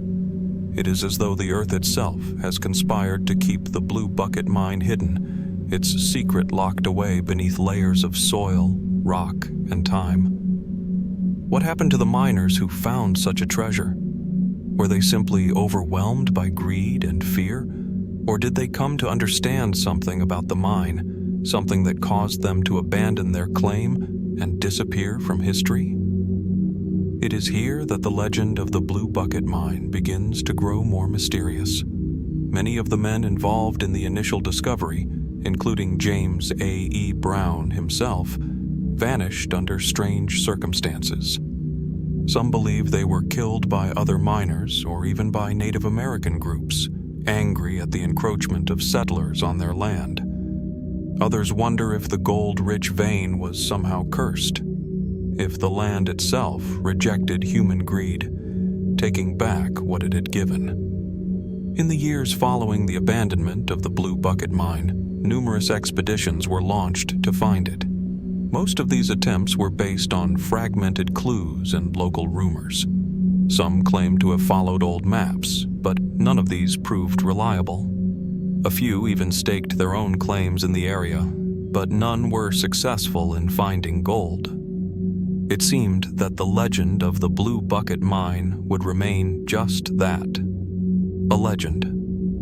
As more time passed, the mystery of the mine grew deeper, with each new generation of treasure hunters contributing its own layer of folklore and speculation. The mine became an obsession for some, so much so that in the early 20th century, even the United States government launched an expedition to find the Blue Bucket, although the results were, as expected, inconclusive. They discovered nothing more than empty claims and forgotten trails. What made the Blue Bucket Mine so elusive? Was it simply a matter of geography? The region in question, deep in the mountains of Oregon, is rugged, remote, and difficult to navigate, even with modern technology. It is easy to imagine how a small group of miners could have hidden a treasure there, especially when surrounded by dense forests, steep hills, and shifting terrain. Yet, it is not the environment alone that has kept the mine from being found. It is something more intangible, something that continues to fuel the enigma of the blue bucket. Some theories suggest that the location of the mine was intentionally obscured by the very men who discovered it. Could the miners have deliberately misled others, either to keep the treasure for themselves or to avoid the violence that often accompanies the discovery of wealth? Perhaps they had come to understand the dangerous nature of the treasure they had found. There is a subtle irony in the idea that the men who stumbled upon so much wealth would choose to abandon it. But then again, the West was full of similar stories of men who, upon finding riches, chose to vanish rather than fight over what they had discovered.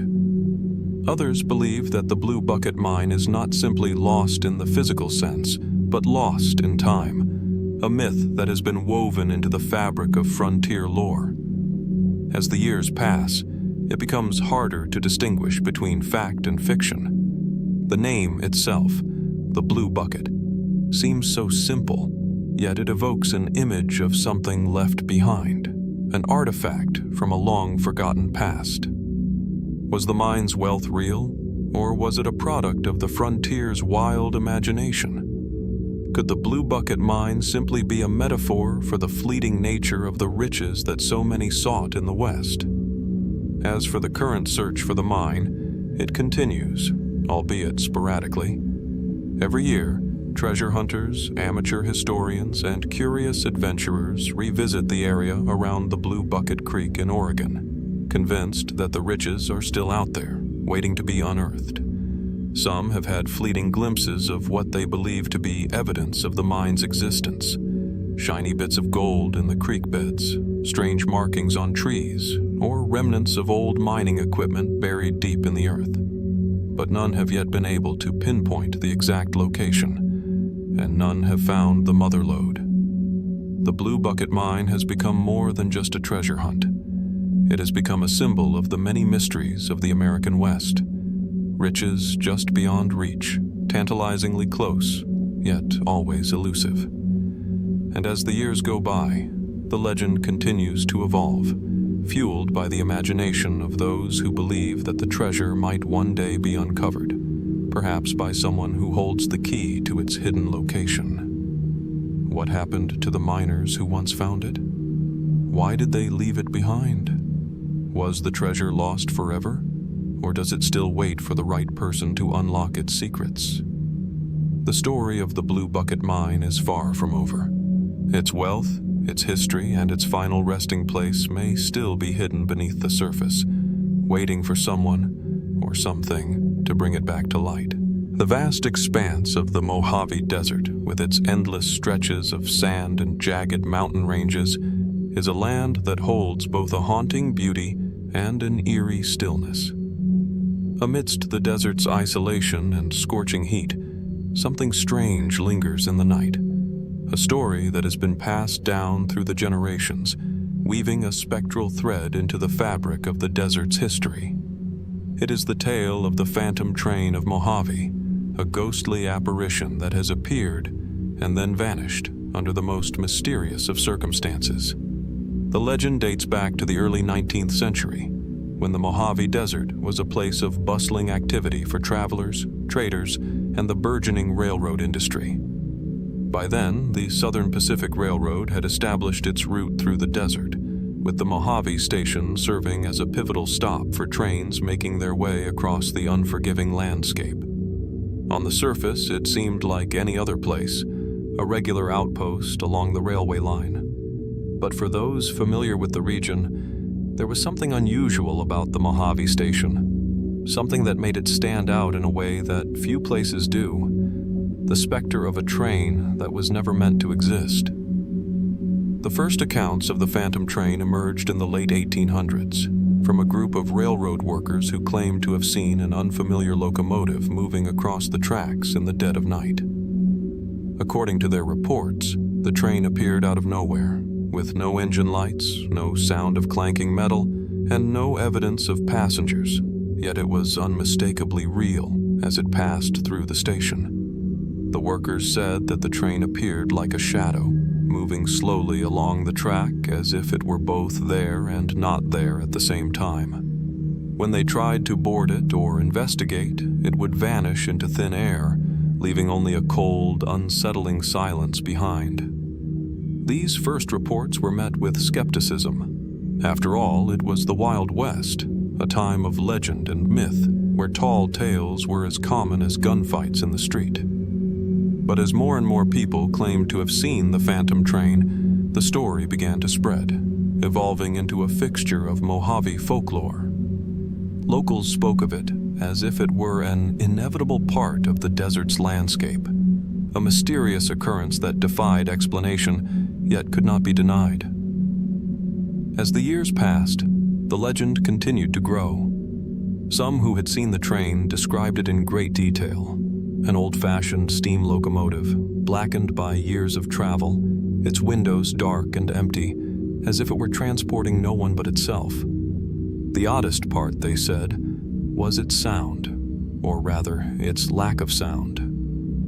The train moved without the typical screech of metal wheels against iron tracks or the hissing of steam. It was a silent, spectral presence, passing through the Mojave, as though it had no business being there at all. Yet it continued to appear, often when the sky was clouded over, or when the moon hung low in the desert night.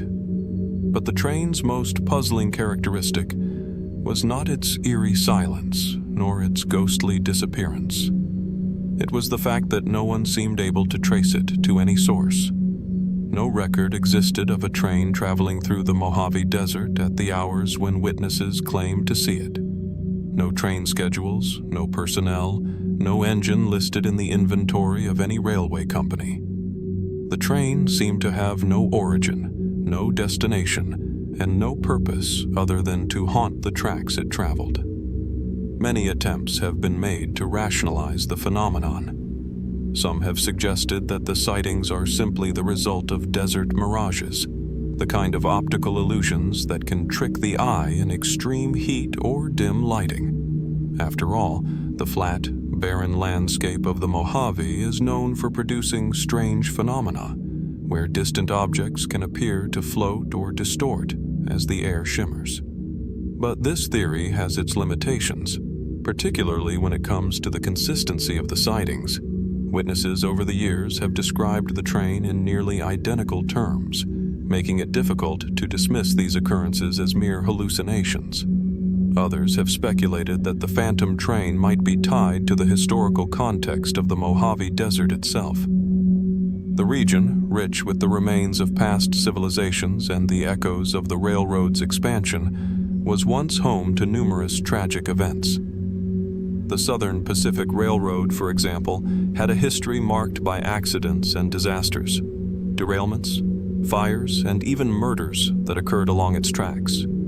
Could the train be a manifestation of the spirits of those who died in these calamities, their restless souls bound to the tracks they once traveled?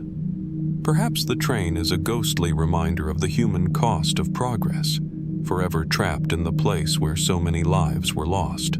Another theory proposes a more supernatural explanation. Could the train be a time anomaly, a glimpse into another era?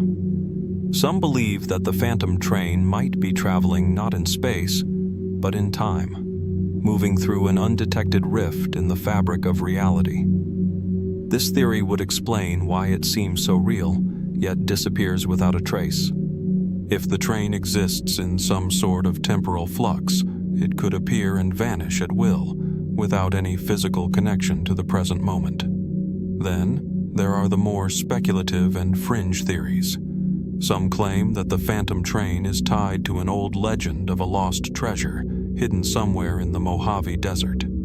According to this theory, the train is the last remnants of a treasure-laden convoy that was ambushed by bandits or Native American raiders, its wealth lost to time and the elements. The train, they say, is cursed, forever trapped in a loop of its final journey, its cargo of riches now a lure to any who dare to find it. Despite the numerous explanations offered over the years, no one has been able to explain the phantom train with any certainty. And so it remains a mystery, one that continues to haunt the Mojave Desert, like a dark shadow cast across the vast, empty wilderness. Its purpose, its origins, and its true nature are as elusive as the desert winds, shifting with the seasons, as if deliberately keeping its secrets just out of reach. Is the phantom train of Mojave simply the product of overactive imaginations and the harsh, desolate landscape? Or is it something far more unsettling, a ghostly reminder of the past that refuses to fade into obscurity? The mystery of the phantom train endures, inviting those who cross the Mojave's dusty paths to look to the tracks in the moonlight and wonder, is it real, or is it just another legend of the Wild West, waiting for someone brave enough to uncover its truth? The American Southwest, with its sun-baked deserts and towering canyons, is a region that holds the remnants of ancient empires and the echoes of forgotten civilizations. Among the many mysteries that have lingered in the arid wilderness, none has captured the imagination quite like the legend of Montezuma's revenge, a tale of lost treasure hidden somewhere deep in the heart of the West. For centuries, it has been the subject of whispered rumors, hopeful expeditions, and countless theories. But the truth of the treasure's existence remains as elusive as the desert itself. The story begins with the fall of the Aztec Empire in 1521, when Hernán Cortés, with his army of Spanish conquistadors, overthrew the mighty Aztec ruler Montezuma II. With Montezuma's death, the rich and powerful Aztec Empire collapsed, and its treasures, gold, jewels, and sacred artifacts, were either plundered by the Spanish or hidden away by the Aztecs themselves in an effort to protect them from the invaders. According to legend, before Montezuma's death, he and his people amassed a vast fortune, enough to rival any known treasure in the world. The wealth was said to be hidden in a secret location, known only to a few. But one thing was certain: it was somewhere far from the prying eyes of the Spanish, buried deep within the vast lands of the New World. One of the most intriguing and enduring elements of the story is the idea that Montezuma, in his final days, instructed his trusted servants to conceal the treasure. They were to bury it in a location known only to a select group of Aztec elites. The treasure was meant to remain hidden until the day when the Aztecs would rise again and reclaim their empire. For centuries, this treasure has remained the object of speculation, with countless treasure hunters, adventurers, and scholars combing through the mountains, deserts, and jungles of North and South America, all in search of the fabled wealth. The first recorded reference to the treasure in the American Southwest dates back to the late 1600s, when a group of Spanish explorers, seeking to expand their influence over the region, heard rumors of a lost cache of Aztec gold hidden somewhere near the Rio Grande. The Spanish called it Montezuma's revenge, for it was said to be an act of defiance, a last gift from the Aztec emperor to the conquerors who had stolen his empire. However, despite their efforts, the treasure remained hidden, a phantom in the desert that seemed to disappear as quickly as it was sought. The legend continued to grow, fueled by the imaginations of those who heard it. In the early 1800s, a number of explorers began to claim that they had found clues leading to the treasure's location: old maps, cryptic symbols, and strange artifacts that seemed to suggest that the Aztecs had once traveled far beyond the lands of modern Mexico, spreading their influence throughout what is now the American Southwest. Some of these explorers believed that the treasure was hidden in the Grand Canyon, a vast and remote region that was known for its labyrinthine geography and treacherous terrain. Others theorized that the treasure was buried near the headwaters of the Rio Grande, or perhaps in the deserts of Arizona and New Mexico. One of the most compelling pieces of evidence came in 1840, when an explorer named Miguel de Alvarado claimed to have discovered a stone tablet near the Rio Grande that contained inscriptions in an ancient language resembling Aztec script. The tablet was said to be inscribed with a series of directions that could lead to the treasure's resting place. However, when Alvarado returned to the site, the stone tablet had mysteriously disappeared, and the treasure hunt was left with more questions than answers. Over the years, there have been many attempts to locate the treasure, with various individuals claiming to have uncovered new clues or deciphered ancient codes that pointed to its hiding place. Some even reported finding gold or artifacts that they believed were linked to the Aztecs, though none of these discoveries were ever confirmed by experts. The legend of Montezuma's revenge, though, continued to thrive, perpetuated by the possibility that the treasure was still out there, just waiting to be found. But the deeper one digs into the mystery, the more it becomes clear that the story is far from simple. While many believe that Montezuma's treasure was hidden in the Southwest, others argue that it was transported further south into Mexico or Central America, hidden in a jungle or buried in the ruins of an ancient city that has long since been overtaken by time. There are also those who believe that the treasure never existed at all, that it was simply a product of legend and folklore, a story woven into the tapestry of history by the imaginations of those who hope to find it. In recent years, new theories have emerged, some even suggesting that the treasure might not be gold at all, but something far more elusive. Sacred relics or ancient manuscripts that hold the secrets of the Aztec civilization. These artifacts, it is said, could change the course of history, shedding light on the true nature of Montezuma's reign, his mysterious prophecies, and the fate of the Aztec people. If such items exist, they would be priceless, not just in terms of wealth, but in terms of knowledge, a treasure that could unlock the ancient past and rewrite our understanding of the new world. The debate continues to rage over whether Montezuma's treasure is real or simply a story that has taken on a life of its own. For some, the mystery is enough to keep the legend alive, while for others, the search has become an obsession, a quest that refuses to be abandoned even in the face of mounting evidence that the treasure may never be found. Still, there are those who cling to the hope that, one day, a discovery will be made. A discovery that will prove that Montezuma's revenge was not just a myth, but a hidden truth buried beneath the sands of time. But the question remains, will anyone ever uncover the treasure of Montezuma?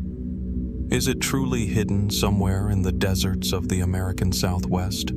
Or did it vanish long ago, buried in a place that no one will ever find? The mystery endures, its allure as powerful as the legend itself, leaving us to wonder if the secrets of the past might one day rise from the earth, waiting for someone bold enough to uncover them. In the dry, unforgiving desert landscape of Arizona, where the sun blazes overhead and the shadows stretch long across the cracked earth, there exists a strange tale, one that defies logic and still baffles those who seek to understand it. It is the legend of the Red Ghost, a creature that haunted the region in the late 19th century, an eerie specter whose origins remain a mystery to this day. The story is both captivating and unsettling, a tale that has become woven into the very fabric of Arizona's past, leaving behind a lingering question. What was the Red Ghost, and what did it want? The first documented encounter with the Red Ghost occurred in the summer of 1883, when a stagecoach driver named Charles L. Bostwick was traveling through the desert between Tucson and Phoenix. As he guided his wagon across the barren stretch of land, something unusual caught his eye. A large, shadowy figure on the horizon, moving swiftly and silently through the arid landscape. As Bostwick drew closer, the figure revealed itself in full. A horse, but unlike any he had ever seen before. It was covered in blood-red fur, its eyes wild with terror, and its body was emaciated, as though it had been driven to the edge of exhaustion. But it was not just the appearance of the horse that caused Bostwick to stop in his tracks. Clinging to the creature's back was something even more shocking. A human body, bound and lifeless, draped over the horse's back as though it had been discarded there in haste. The figure appeared to be a man, but his face was obscured by a veil of long, matted hair. The horse, though obviously fatigued, moved with an almost unnatural speed, heading westward toward the horizon. Bostwick, stunned by the sight, watched as the ghostly creature disappeared into the distance, leaving only the wind to stir the sand behind it. He later described the animal as being a red ghost, a name that would go on to capture the imagination of anyone who heard the story. The chilling vision left an indelible mark on those who encountered it, but no one could explain what it meant or why it had appeared in the first place. In the following weeks, more reports surfaced.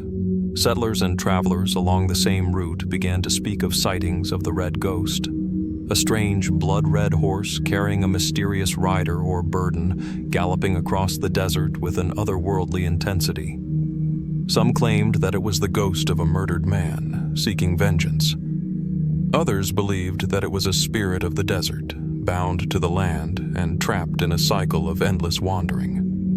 The sightings were often brief, lasting only moments before the creature vanished into the distance, leaving only a sense of unease in its wake. The question that followed was simple. What was the red ghost? And why did it seem to appear to so many different people, yet leave behind no answers? Was it an actual creature, or a figment of collective imagination, brought to life by the harshness of the desert and the loneliness of the frontier? As the reports continued to roll in, so too did the theories, each more outlandish than the last. One of the earliest explanations proposed was that the red ghost was a runaway horse that had been spooked by a lightning storm or some other natural event. According to this theory, the horse had become so frightened that it began to carry the corpse of its former rider, a man who had died in the desert under mysterious circumstances. The horse's frantic behavior, coupled with the lifeless body on its back, created the illusion of a ghostly apparition. This explanation, however, failed to account for the strange appearance of the horse's red fur. No known breed of horse naturally exhibited such a color, and the speed with which it seemed to travel. As time passed, more people began to wonder if the red ghost was something far more sinister. Some suggested that the horse was carrying the body of a murdered man, possibly a prospector or adventurer who had been ambushed by bandits. The man's ghost, bound to his body, could have been driving the horse to continue its journey, seeking revenge on those who had wronged him. There were even whispers that the red ghost was a cursed animal, forever fated to roam the desert with the body of its murdered rider, unable to find peace. Others, however, believed that the red ghost was connected to the larger mysteries of the desert itself, perhaps linked to the strange occurrences that seemed to haunt the region. In the late 19th century, the Arizona desert was a lawless place, a land populated by outlaws, settlers, and soldiers, all fighting to claim their stake in an untamed wilderness. It was a place where death was frequent, whether from natural causes or violent conflict.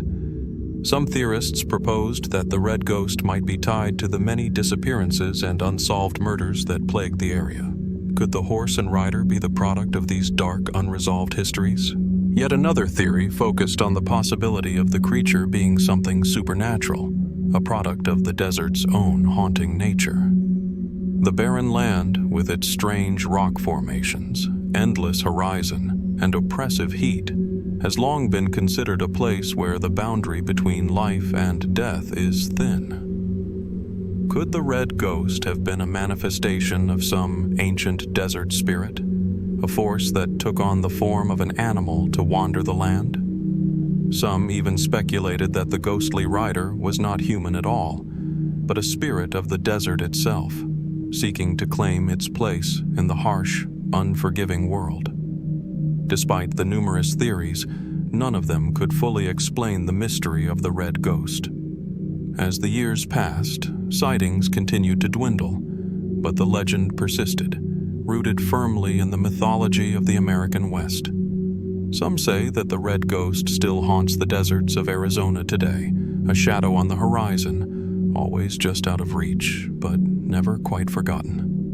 The legend of the Red Ghost invites us to question the nature of truth and perception. Was it a product of overactive imaginations, fueled by the isolation and extreme conditions of the desert?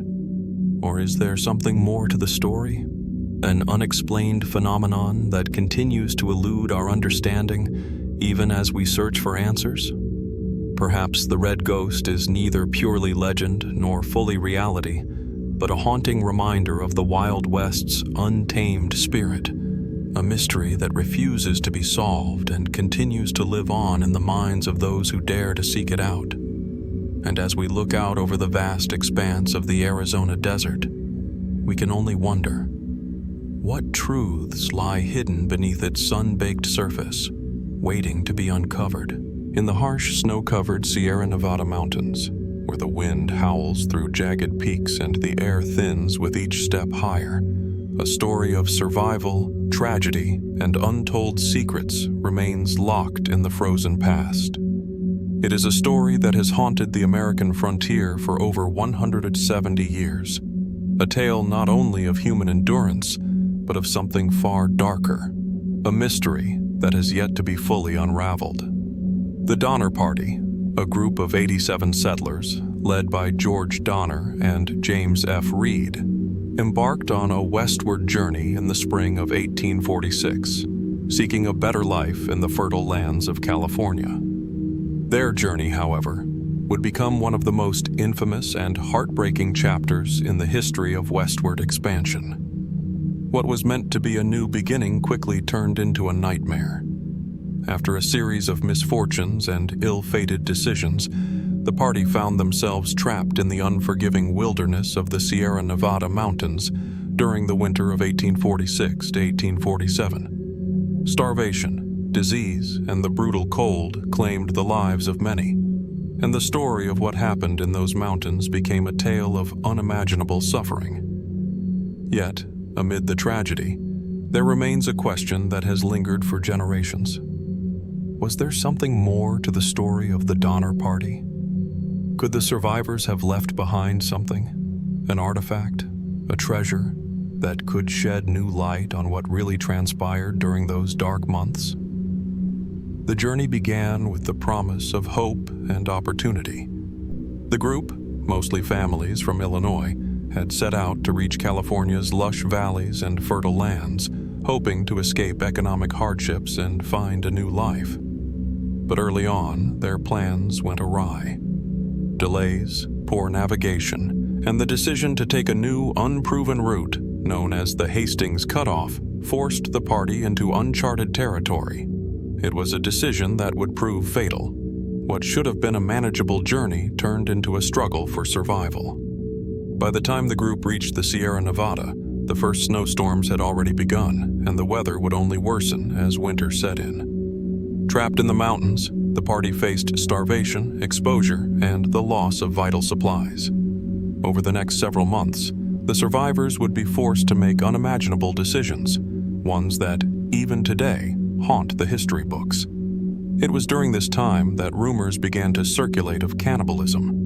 Stories of the survivors resorting to eating the bodies of the dead in order to stay alive spread quickly, creating an image of desperation that lingers to this day. Yet, despite the horrors, some survivors did manage to escape, leading rescuers to find them weeks later, barely alive, but with strange tales of what had happened to those who did not make it. But even with the survivors' accounts, many questions remained unanswered. What happened to the lost members of the Donner Party? What secrets lay buried beneath the snow-covered landscape, hidden by time and nature? And could there be something valuable, something symbolic that the survivors left behind, a clue that might help explain the full extent of the ordeal they endured? One of the more persistent aspects of the Donner Party mystery involves the treasure that some believe may have been hidden by the survivors, either in an effort to protect it or as a result of desperate circumstances. As rescuers arrived in the spring of 1847, they discovered that several of the survivors had hoarded supplies, food, and, intriguingly, personal possessions. Some even reported seeing a large, leather-bound chest, believed by some to be filled with gold, silver, and other valuables. It was speculated that, during the journey's final days, some of the members of the party had managed to carry gold coins and precious artifacts, possibly hidden away during the chaos and panic of their days trapped in the snow. The chest, however, disappeared shortly after the rescue, leading to the speculation that it had been buried, stolen, or otherwise hidden by the survivors in order to protect it from thieves. Some even suggested that the chest was a remnant of a previous expedition, brought along as a symbol of hope, but never fully unpacked. Yet, the fact that no trace of this supposed treasure has ever been found raises even more questions. Could the chest have been real? Did the survivors bury it, believing it to be an omen or a remnant of the life they had lost? Or was it simply a myth, an element of the survivors' psychological struggle turned into legend by those who came later? The mystery deepens when we consider the stories of two of the party's survivors, William Eddy and William Foster. Both men had been among the last to be rescued and were rumored to have had knowledge of the treasure's location. In the years following the rescue, they made cryptic references to the treasure, speaking of it in hushed tones, as if hiding a dark secret. Some believe they knew where the treasure was buried, but refused to reveal its location, perhaps out of guilt for their involvement in the deaths of fellow travelers. Others suggest that the treasure was never intended to be found again, that it was buried, lost in time, and perhaps protected by the very mountains that had once trapped the party in their struggle for survival. There are also theories that point to the possibility that the treasure was hidden not by the survivors, but by earlier explorers or settlers who passed through the area. Some point to the Native American tribes of the region who were known to have valuable resources and trade goods. Could they have hidden treasures of their own, perhaps in the same place where the Donner Party had become trapped, unaware that they were not the first to seek refuge in those mountains? Then, there is the more speculative theory, one that touches on the supernatural elements of the Donner Party's story. Could the harsh and unforgiving conditions of the Sierra Nevada mountains have played a role in hiding the treasure, protecting it from discovery by any who dared to seek it out? The idea that the mountains themselves could conceal something, perhaps an ancient relic or a long-lost piece of history, remains a tantalizing thought for those who believe that not all mysteries are meant to be solved. Despite all the theories and accounts, the treasure remains just that, a theory. The evidence is sparse, the clues few, and the location of the supposed treasure as elusive as the Donner Party's fates themselves.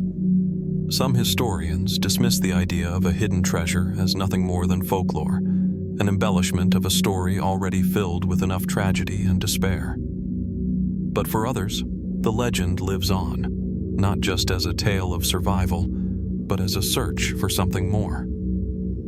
The mystery of the Donner Party is far from over. As long as there are those willing to sift through the mountains of history, a question remains. Could the secret of the survivors' treasure still be buried, waiting to be uncovered? In the vast, scorching deserts of Southern California, where the landscape seems to stretch endlessly beneath a harsh sun, a story of hidden riches and mysterious disappearances lingers in the arid winds. The tale of Pegleg Smith, a man whose name has become synonymous with both adventure and legend, weaves a complex web of truth and speculation, a treasure that was never found, a map that was never read, and a man whose motives remain a subject of much debate. Thomas L. Pegleg Smith was a prospector, a wanderer, and a man driven by the relentless pursuit of fortune. Born in the early 1800s, Smith was no stranger to the rugged and unforgiving landscape of the American West. His adventures took him to some of the most treacherous regions of the frontier, but it was his fateful journey through the deserts of California in the mid-1800s that would forever change his life, and the history of treasure hunting in the region. It all began in 1827, when Smith, traveling alone, ventured deep into the desolate wastes of what would become known as the Imperial Valley, near the Mexico border. He was in search of gold, like so many others who had come before him, but his journey would take a peculiar turn. While crossing the barren stretch of land, Smith is said to have stumbled upon an extraordinary discovery: a vein of gold, glinting in the sunlight, hidden in the rocks of the desert. The gold was rich. It seemed to promise endless wealth, and yet there was something more. According to Smith, this wasn't just any ordinary vein of gold. This was a vein of unimaginable wealth, one that could change a man's fortune forever. But fate had other plans. As Smith attempted to gather the precious metal, a misstep would change everything. While exploring the area, he is said to have injured his leg so severely that he was forced to amputate it himself, hence the name Pegleg. This injury would become a symbol of his tenacity, but also the start of a long and complex series of events that would blur the lines between fact and myth. Smith never returned to the site of his discovery. Instead, he set out to tell others of his find. He described the location with enough detail to spark the imagination of treasure hunters for generations to come. According to Smith, the gold was hidden in a remote canyon, surrounded by unique rock formations and located somewhere within the vast, desolate stretches of the California desert. Over time, as Smith's story spread, the legend of his treasure grew, and it was said that he marked the location with a crude map, drawn hastily and vaguely, which would later become the object of intense speculation. For decades, the promise of Pegleg Smith's treasure enticed treasure hunters, explorers, and even the curious alike. Some believed Smith's story was nothing more than a tall tale, the product of a man whose own ambitions had outpaced his actual discoveries. Others, however, remained convinced that Smith had indeed found something valuable, something that could still be waiting to be uncovered. As the years turned into decades, countless expeditions set out to find Pegleg's legendary gold, but none succeeded. The question persisted: had Smith truly found a hidden cache of gold, or had he simply created an enduring myth, one that would live on long after he passed? Smith's tale takes on an almost mythical quality when we consider the sheer number of individuals who have tried and failed to locate his treasure. Over the years, various versions of the story have emerged, each adding new layers to the mystery. Some say Smith was hiding the treasure from bandits or even from the government, fearing that his discovery might be stolen or claimed by those with more power. Others suggest that Smith never intended to reveal the treasure's location, possibly keeping it a secret to preserve its mystique, or because he realized the dangers of seeking such riches. For those who followed in Smith's footsteps, the hunt was often perilous. The terrain in the Imperial Valley is merciless, a scorching, unforgiving desert where even the most experienced travelers risked losing their way. Many treasure hunters over the years have reported sightings of strange rock formations or caves that matched Smith's vague descriptions, yet none could ever conclusively point to a site where the gold lay buried. Some have claimed to have come close, finding what seemed to be clues or markers, but the treasure itself remained elusive, as if mocking their efforts. Complicating matters further was the fact that Smith's map, if it ever truly existed, was either lost, destroyed, or intentionally obscured. Descriptions of it are vague at best, and the few people who claim to have seen it were often too cryptic in their recounting. Some suggest that Smith himself had intentionally drawn the map to mislead treasure hunters, a kind of psychological game to keep them perpetually chasing something they would never find. Others argue that the map, if it did exist, might have been a tool to ensure the treasure would remain hidden long after his death. As the decades passed, Pegleg Smith's treasure became a symbol of the Wild West's enduring allure, a symbol of adventure, danger, and the idea that there was always something just beyond reach. Some treasure hunters have speculated that Smith might have hidden the gold deliberately, not to protect it, but as a kind of statement.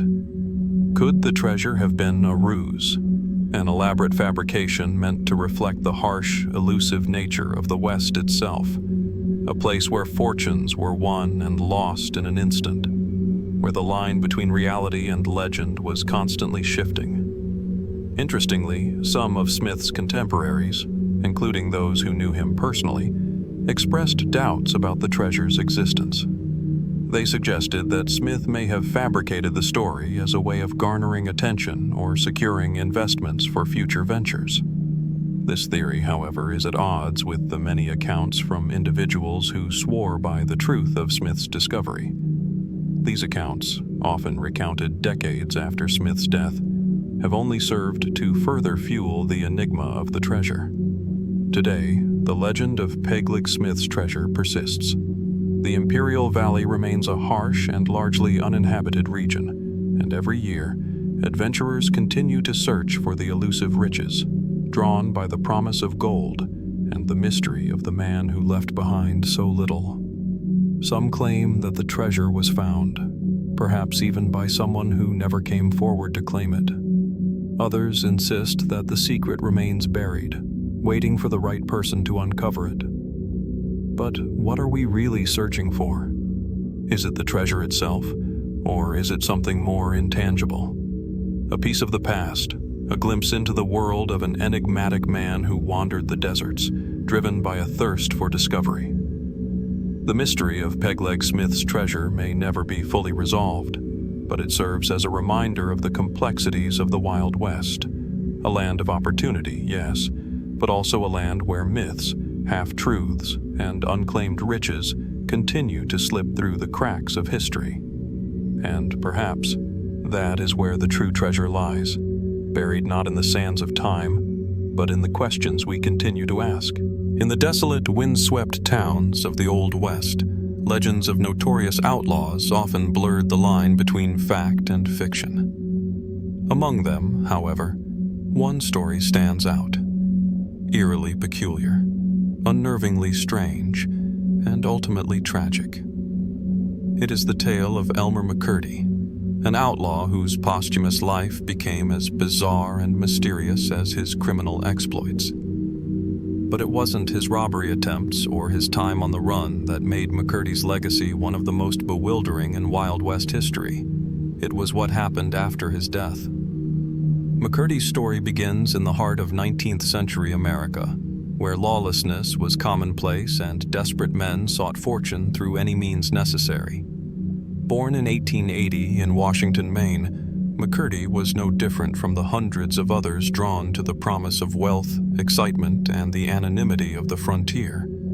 He joined a life of crime, committing a series of petty robberies and, at one point, joining the infamous James Younger gang. His criminal career, while short-lived and largely insignificant, would eventually lead him down a path that would capture the imagination of generations. In 1911, McCurdy's criminal endeavors came to a violent end in Oklahoma. He had participated in a botched train robbery, and after a brief shootout with law enforcement, he was killed by a sheriff's deputy. The body, however, would not be buried and forgotten like so many others of his time.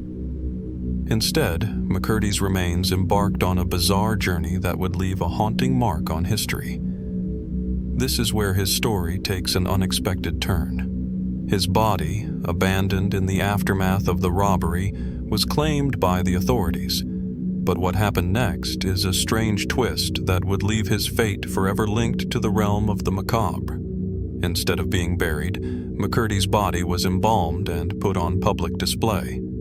This practice, though morbid, was not uncommon at the time. However, McCurdy's body took on a more sinister significance. The embalming was poorly done, and his body began to decay in unsettling ways. Rather than simply being laid to rest, McCurdy's corpse became a traveling curiosity. It was sold to a traveling carnival show and put on display as a real-life outlaw, a grim trophy for those who came to see the dead bandit. For years, McCurdy's body was paraded around as a sideshow attraction, often misrepresented as a specimen of the notorious bandit or outlaw who had supposedly met his fate in a shootout. The body's journey continued for over a decade, passing from one bizarre owner to another. It was displayed in various settings, including a wax museum and even as part of a film prop collection. But the true twist came in the early 1970s, when McCurdy's remains ended up in a Los Angeles warehouse, disguised as part of a collection of movie props. At this point, his decayed body had become almost entirely mummified, and his identity was obscured from those around him. In 1976, the body was mistakenly identified as that of an actor who had died on set, and only when a team of coroners examined the remains did they realize the truth. They had stumbled upon the remains of Elmer McCurdy, the dead outlaw who had been lost to time. The revelation of McCurdy's identity was both shocking and unsettling, as it revealed how far his remains had traveled, essentially forgotten by history, until they were discovered decades later. But questions remained. How did McCurdy's body become such an enduring relic? And why had it been so carelessly treated, passed from one owner to the next without any real understanding of its significance? The strange path his remains had taken raised new questions, ones that were difficult to answer. Some speculated that McCurdy's body had been treated as little more than a commodity, an object to be used for financial gain in a world where anything could be turned into a spectacle. Others wondered if his fate was a reflection of the Wild West itself, a land where people were often reduced to nothing more than stories or trophies, their lives and deaths swallowed up by the vast, indifferent expanse of the frontier. His strange journey through time could be seen as an eerie metaphor for the forgotten men of the Old West, individuals whose lives and legacies were often overlooked, their stories left to fade into obscurity. But McCurdy's legacy doesn't stop with the discovery of his body. The mystery of his remains has given rise to numerous theories and speculations, each one more bizarre than the last. Some say McCurdy's body is cursed, that his restless spirit still wanders, seeking revenge for the indignities he endured in life and death. Others believe his story reflects something deeper about the human condition, a grim reminder of the transient nature of fame and the price of immortality. If McCurdy had been truly famous in his time, as some suggest, why was he reduced to nothing more than a curiosity, his remains treated as little more than an object for entertainment? As we examine McCurdy's tale, we are left to wonder, was the bizarre fate of his remains simply a series of unfortunate events? Or was there something more to it? Could it be that the very nature of the Wild West, with its larger-than-life characters and transient fortunes, is at the heart of his strange legacy? Was McCurdy's fate simply a reflection of the chaos and unpredictability of that time? Or was there something more sinister at play? Perhaps, too, we must ask ourselves, what do we truly remember about those who lived on the fringes of history? What do we leave behind, and what do we choose to forget? In the case of Elmer McCurdy, the mystery of his death and the journey his body took through time reminds us of the fragility of human legacy. The dead bandit who once roamed the frontier, his body now an eerie artifact, still challenges us to reconsider how history remembers and forgets the lives of the men and women who once shaped it. And so, the mystery of Elmer McCurdy's life, death, and the curious fate of his body endures, leaving us to wonder what other forgotten figures from the past might be hiding, not in the pages of history, but in the shadows of the Wild West. In the vast, remote reaches of West Texas, where the desert stretches endlessly under an unforgiving sun, a mystery that has baffled both locals and visitors alike for over a century endures.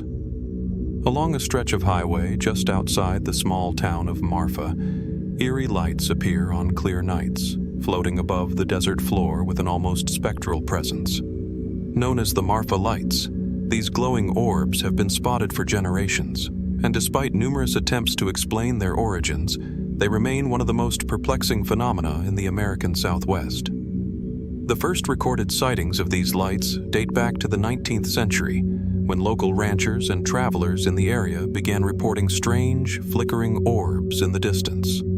The lights, often described as being white, red, or blue in color, would appear suddenly, floating low over the desert or moving in unpredictable patterns across the horizon. At times, they seemed to vanish as quickly as they arrived, leaving observers to wonder whether they had truly seen anything at all.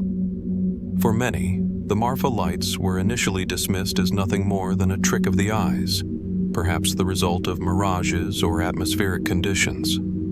Yet, as more and more witnesses came forward, the mystery deepened. It became clear that these phenomena were not simply the product of fatigue or overactive imaginations. Something unusual was occurring in the desert. But what? Over the years, many attempts have been made to explain the phenomenon. One of the most widely accepted theories involves atmospheric refraction. According to this explanation, the lights are the result of gases or other natural substances in the atmosphere, interacting with the landscape in ways that create optical illusions.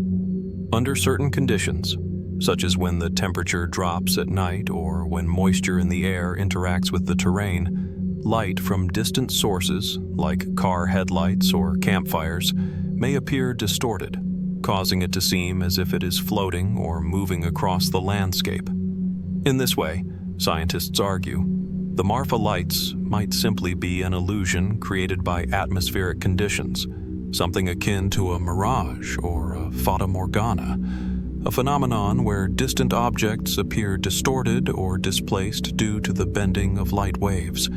Yet, despite the plausibility of this theory, it fails to explain certain peculiarities about the lights that have left many observers skeptical. For one, the Marfa lights don't always appear when atmospheric conditions would be ripe for such optical phenomena.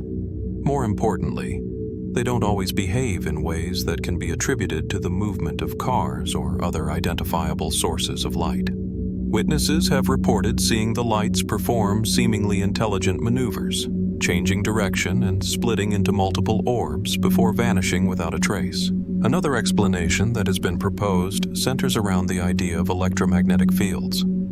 Some believe that the lights are somehow related to the geological properties of the area, particularly the underground formations and natural minerals present in the desert floor. These could, in theory, create disruptions in the magnetic field that cause the lights to manifest as energy or plasma. In this scenario, the lights would be the result of some sort of electrical discharge or ionization of the air. Yet, even with these theories in place, many find them unsatisfying.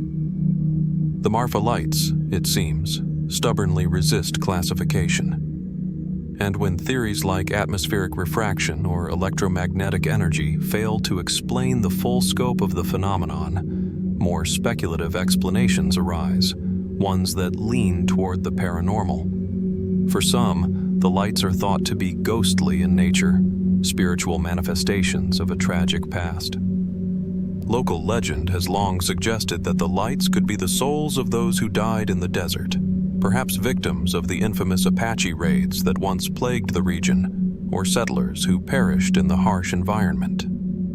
The desert, after all, holds many secrets, and there are those who believe that the spirits of these lost souls may still be wandering the vast, empty expanse, their movements reflected in the mysterious lights that flicker above the desert floor. This theory has been passed down through generations, and for many, the Marfa lights serve as a haunting reminder of the area's violent and tumultuous history.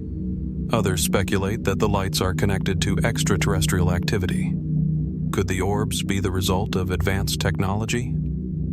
Unidentified flying objects, or UFOs, are a common topic of discussion among those who frequent the area, with many suggesting that the lights may be related to extraterrestrial visitors. As with many mysteries of the unknown, the idea that the lights are connected to beings from another world is a theory that remains tantalizing but largely unfounded. Still, the idea of aliens, coming to the desert to make their presence known, is a theory that continues to captivate the imagination of many, especially in an era when UFO sightings are receiving renewed attention. Despite the various theories, no definitive answer has been found to explain the light's origins. In fact, the mystery of the Marfa lights has only grown in stature over the years, attracting visitors from all corners of the world, each hoping to catch a glimpse of the enigmatic orbs themselves. The town of Marfa has even constructed a Marfa Lights viewing area along US Highway 90, where tourists can sit and wait, hoping to see the lights firsthand. There is, of course, the possibility that we may never fully understand the phenomenon. It is part of the allure, the mystery itself. Each sighting, every strange flash or flicker, only deepens the questions. Are we witnessing something as simple as a natural optical illusion? Or are we observing a phenomena that defies scientific understanding, perhaps tied to the ghosts of the past, or even otherworldly forces beyond our comprehension? Perhaps the most compelling aspect of the Marfa lights is that they remain elusive. Their appearances are unpredictable, fleeting, and often impossible to replicate. Even after years of study and investigation, the lights have not revealed their secrets, leaving us to wonder whether there is something about the desert itself that holds the answers, something buried beneath the sands, waiting for the right moment to reveal itself. In the end, the Marfa lights remain a haunting enigma, a phenomenon that refuses to be easily understood or classified. And as the desert winds continue to blow across the lonely expanse of West Texas, the lights flicker, elusive as ever, offering only a fleeting glimpse of a mystery that may never be solved. But perhaps in a place as vast and wild as the desert, some mysteries are meant to remain unsolved. Whispers of the unknown, carried on the wind for those who are willing to listen. In the late afternoon of August 2nd, 1876, a man sat at a poker table in Deadwood, a frontier town nestled in the Black Hills of South Dakota.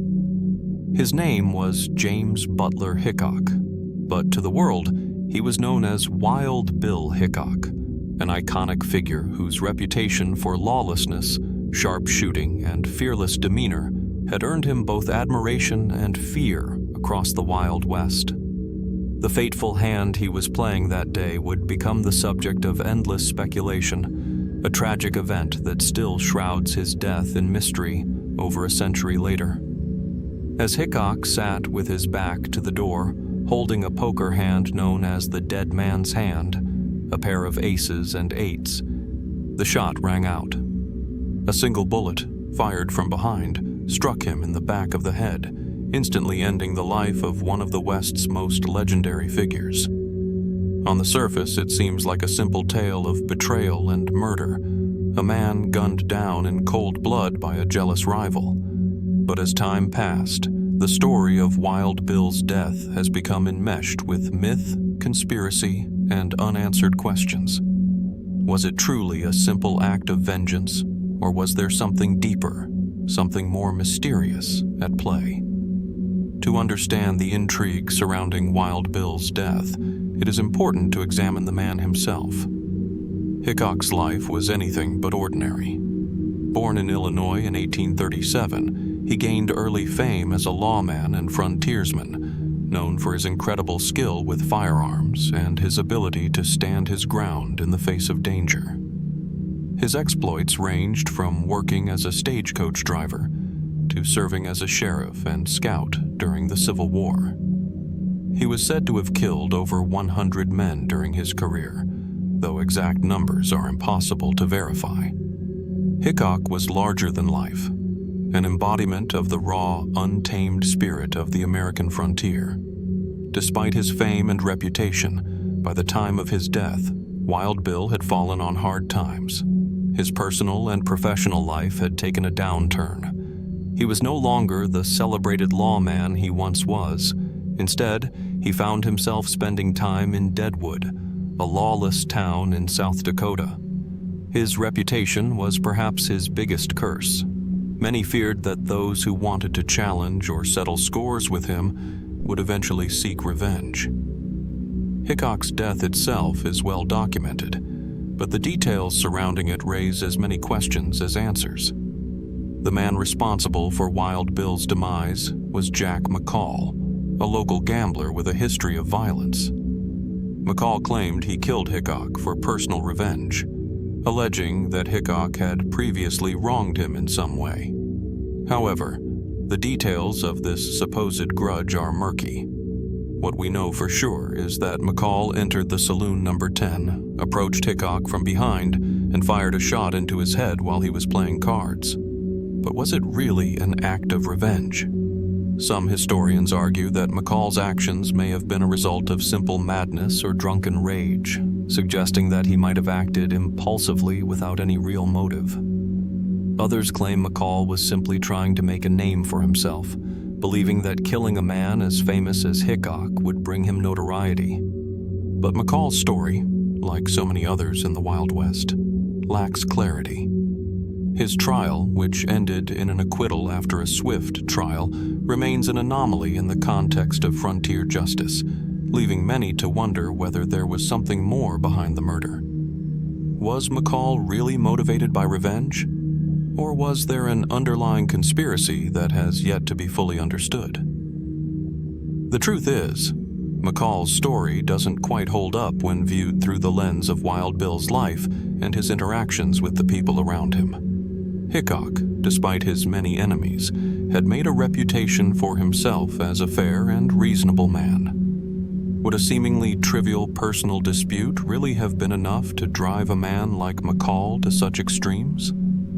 It's a question that continues to puzzle those who have studied the case. Even more perplexing are the circumstances surrounding Hickok's infamous dead man's hand. The 5 cards he was holding at the time of his death, a pair of aces and eights, have become a symbol of his legacy. The hand is forever associated with his tragic end. But what does it mean? Was it truly fate, or was there something more symbolic at play? The dead man's hand has come to represent not just Wild Bill's death, but the randomness and violence of the Wild West itself. Could the hand have been a clue? Perhaps an omen of what was to come? Or a reflection of Hickok's own awareness of his impending demise? Some have suggested that Hickok's death was not simply the result of a lone assassin, but part of a larger conspiracy, one that involved powerful forces at play in Deadwood. Was he killed to silence him? To eliminate a threat to someone with more to lose than a simple gambler? Could Hickok's past as a lawman, his potential knowledge of shady dealings in the town, have made him a target for those who had much to lose if their secrets were exposed? It's an intriguing theory, one that introduces the possibility that Wild Bill's murder was not merely an act of personal revenge, but something more calculated, more sinister. In recent years, some have even speculated that Hickok's death was not as straightforward as it seemed, that he may not have died in Deadwood at all. Could Wild Bill have faked his death? Could he have disappeared into the wilderness, leaving behind a trail of mysteries, perhaps to escape his enemies or to start a new life elsewhere? While there's no concrete evidence to support such a theory, the notion that Hickok may have staged his own death continues to linger in the minds of those fascinated by his story. Even now, over a century later, the death of Wild Bill Hickok remains an unsolved enigma. The facts are clear. He was shot in the back of the head while sitting at a poker table. But the question of why he was killed, and by whom, still remains unanswered. Was it a simple act of vengeance, or was there a deeper, more complex motivation behind the murder? Could there be a hidden truth buried beneath the surface, a clue waiting to be uncovered? In the end, Wild Bill's death, like so many events in the Wild West, is a story defined by its uncertainty.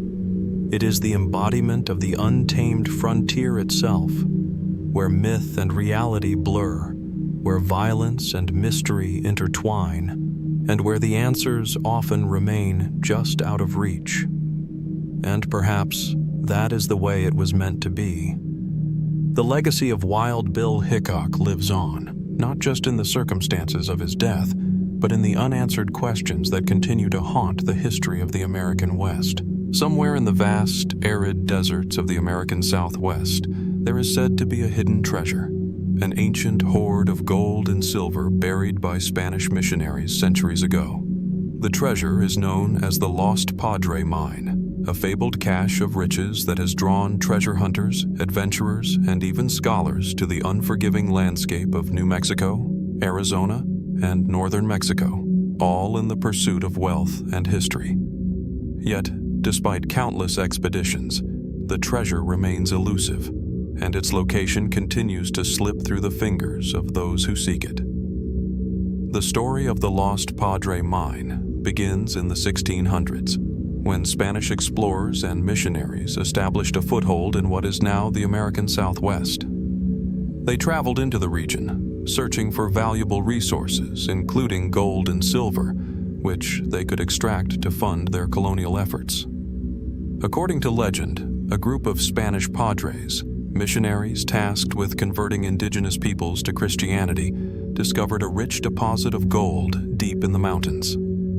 The treasure was said to be so abundant that it would have been enough to change the course of history, altering the power dynamics of the New World. But instead of claiming the treasure for the Spanish crown or taking it back to Mexico, the Padres hid it, secretly, carefully, and with a purpose. The reasons for this act vary, depending on which version of the legend you follow. Some say the Padres wanted to keep the wealth for themselves, while others suggest that they feared the treasure might fall into the hands of the wrong people, perhaps the local indigenous groups or hostile settlers. Whatever the reason, the treasure was hidden, and over time, the knowledge of its location faded into obscurity. The first recorded mention of the Lost Padre Mine dates back to the 1800s, when settlers and explorers began to hear rumors of a vast treasure hidden somewhere in the rugged hills of the Southwest. These stories were passed down through generations, and soon they captured the imagination of those seeking fortune in the unforgiving deserts. A particularly intriguing aspect of the legend was the involvement of the Jesuit missionaries, who were known for their secretive nature and mysterious knowledge of the land. One such man, a man named Francisco Garcia, is often credited with being the first to stumble upon the mine. In 1765, it is said that Garcia, a Spanish priest, was on a mission to convert the indigenous tribes of the region when he discovered the rich gold vein hidden in the mountains.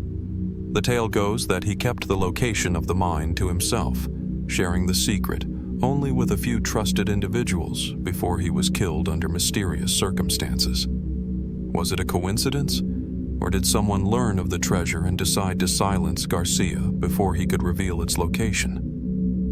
The mystery deepened when, in the early 1800s, another figure named José de la Peña was said to have unearthed a portion of the treasure, but his expedition was thwarted by local Indian tribes who were angry at the Spanish for their colonial rule. De la Peña's party was ambushed, and many of his men were killed. He was forced to abandon his search for the Lost Padre Mine, but not before he reportedly left behind a trail of clues to the treasure's location. Over the following decades, a number of treasure hunters, adventurers, and even lawmen have attempted to find the Lost Padre Mine. The most famous among them was a man named Thomas O'Kelly, a self-styled treasure hunter who became obsessed with the legend in the 1880s. O'Kelly believed he had located the entrance to the mine in the remote desert hills of New Mexico. Armed with maps, a compass, and a burning desire to find the treasure, he ventured into the wilderness, only to disappear without a trace. Some say he found the treasure and took it for himself, while others believe he was met with a tragic end. His body never recovered. Despite these many attempts, the mine and its treasure remains as elusive as ever. Some speculate that the treasure was buried so deeply or concealed so cleverly that it has become impossible to find. Others suggest that the mine's location was intentionally lost over time, perhaps destroyed or concealed by those who came after the Padres. One theory posits that the treasure was taken by outlaw gangs during the chaotic years of the Wild West, hidden again in another location, never to be found. The possibilities are as varied as the many expeditions that have come and gone in search of the treasure. In recent years, the search for the lost Padre mine has taken on new dimensions. Some researchers suggest that the treasure may be more symbolic than literal, with the true riches being the knowledge and secrets the Padres took with them to their graves. Others believe that the treasure is not gold at all, but religious artifacts or manuscripts, relics of the Padres' mission that would have been of far greater value to the Spanish crown. These alternative theories have fueled further interest in the search, pushing the boundaries of traditional treasure hunting. Could the treasure be hidden in plain sight, buried under layers of earth and time? Some modern treasure hunters have used advanced technology, such as metal detectors and ground-penetrating radar, in an attempt to locate the mine, but to no avail. The landscape is unforgiving, and the clues, if they exist, are few and far between. It's a puzzle that has proven remarkably difficult to solve.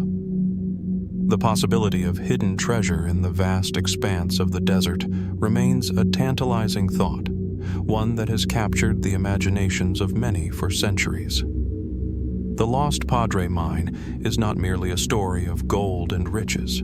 It is a story of secrets and deception, of missions gone awry, and of people who were willing to risk everything for a fortune buried deep in the earth. But as much as the story has captivated the minds of adventurers, historians, and the curious alike, it remains shrouded in mystery. Each generation of treasure hunters has come away empty-handed, but the legend persists. What if the treasure has been lost to history forever? Or perhaps, like so many great mysteries of the Wild West, it remains hidden, waiting for the right person or the right piece of information to unlock its secrets. As with all great legends, the truth may be buried just out of reach, hidden in the silence of the desert. And as long as the legend endures, so too will the questions. Where did the treasure go? Is the Lost Padre Mine real, or simply a story passed down through the ages to tantalize and mystify? The answers, it seems, remain elusive, buried beneath the sands of time. In the unforgiving landscape of Death Valley, where temperatures can soar to more than 120 degrees Fahrenheit in the summer months and the land stretches for miles without a single sign of life, there lies a mystery that has haunted explorers and adventurers for generations. It is a story written in the bones of those who ventured into this desolate region, only to disappear without a trace. These are the tales of Death Valley's skeletons, a chilling enigma that continues to perplex those who seek answers. At first glance, Death Valley seems to be a barren wasteland, dry, cracked earth, jagged mountains, and the endless horizon shimmering in the heat. The land is inhospitable, even to those well prepared for its harsh conditions. But there is something about the valley's silence that suggests it holds more than just a natural danger. It seems to be a place where history is etched into the very soil, a place where people came seeking fortune and, in some cases, never left. In the late 1800s, Death Valley attracted a range of fortune hunters, miners, and pioneers, all looking for their piece of the American dream. Some came in search of gold and silver, lured by stories of untold wealth hidden in the hills. Others were simply passing through, heading west to find new opportunities. But many of these travelers met with grim fates. Their remains, scattered across the desert floor, are the skeletons that have earned Death Valley its ominous reputation. One of the most infamous stories surrounding these mysterious deaths is the tale of the Death Valley Germans. In 1849, a group of German immigrants made their way into the valley, seeking a shortcut through the desert as they traveled to California. Led by a man named Wilhelm, they quickly found themselves lost in the harsh terrain. With limited supplies and no reliable water source, the group began to suffer from dehydration and heat stroke. The journey that had seemed so promising turned tragic when, after weeks of searching for an escape, they perished in the valley's blistering heat. The fate of these German immigrants became a cautionary tale, their skeletons serving as a grim reminder of how easily one could be swallowed by the desert. It was a story repeated again and again as more bodies were found scattered across the valley. But it wasn't just the bodies of travelers that raised questions. Some remains found in the valley seemed to belong to people who had been there for a long time, perhaps even centuries. There is, for instance, the story of a skeleton found in the early 20th century by a prospector near the Panamint Mountains. The remains were puzzling, as they seemed to belong to someone who had been dead for a much longer period than most of the other skeletons discovered. The bones were old and weathered, yet they bore signs of being far more recent than those of prehistoric animals that had once roamed the region. The most perplexing part of this find was a set of strange markings etched into the bones themselves, marks that could not be easily explained by any known cultural or historical practices of the time. In more recent years, the discovery of these skeletons has raised even more questions. Some believe that these bones may have been placed in the valley deliberately, perhaps as part of a ritual or to mark a burial site of some unknown significance. Could these skeletons be part of a lost group of explorers, a forgotten civilization, or even a secret burial ground left behind by indigenous people or settlers who lived centuries ago? Many of the skeletons found in Death Valley show evidence of extreme dehydration and starvation, which seems to support the idea that these individuals died alone, desperate, and far from help. However, other remains present puzzling contradictions.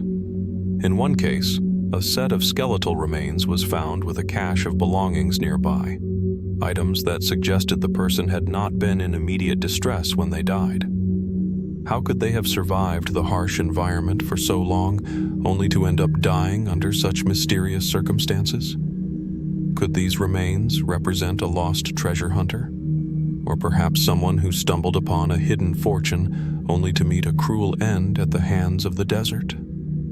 Some have speculated that the skeletons could be linked to stories of treasure hunters who were rumored to have ventured into Death Valley in search of riches, only to be claimed by the harshness of the environment.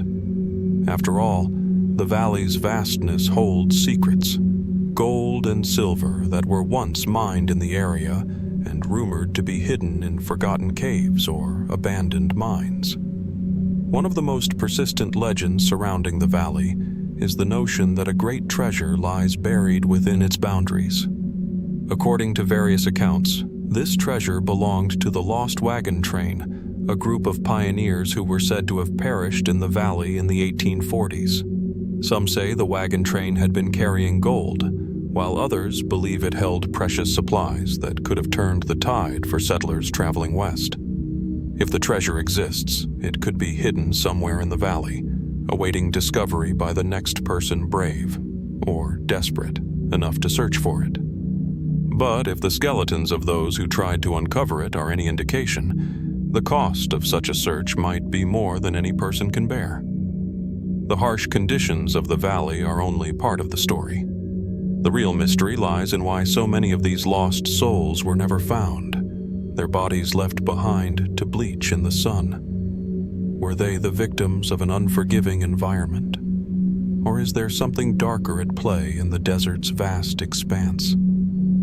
Some theories suggest that the ghosts of Death Valley, the spirits of those who perished there, continue to linger. Perhaps they are drawn to the same insatiable search for treasure, perpetuating the cycle of loss and death. It's a haunting thought, one that has inspired countless tales of ghostly encounters and unexplained phenomena in the region. Some claim to have seen strange lights or heard eerie sounds late at night, while others believe they have encountered the restless spirits of those who died without finding what they sought. It's difficult to say for certain what happened to the individuals whose remains were found in the valley. Was it simple misfortune? Or is there something more to the story? a hidden element that has yet to be uncovered. The skeletons of Death Valley remain one of the great unsolved mysteries of the American West, their silent testimony to a harsh and unforgiving land.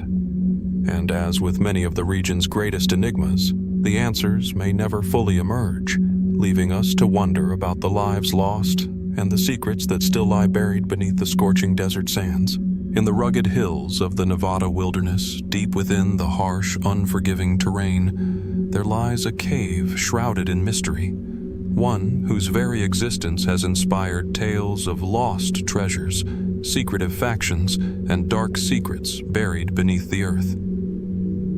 Iron Door Cave, as it's known, has fascinated explorers, treasure hunters, and conspiracy theorists alike for over a century. The cave is not just any natural formation. It is a symbol of the uncharted, the unexplained, and the allure of riches long thought to be lost to time. Named for the heavy iron door that once guarded its entrance, Iron Door Cave stands as a ghostly monument to the past. It's not particularly large, and to the untrained eye, it may seem like nothing more than another cave in a desolate stretch of wilderness. But for those who know its story, or perhaps more accurately, its legend, the cave holds an undeniable sense of intrigue. What lies behind its enigmatic gate? What treasures? Or perhaps more hauntingly, what dark forces are buried within?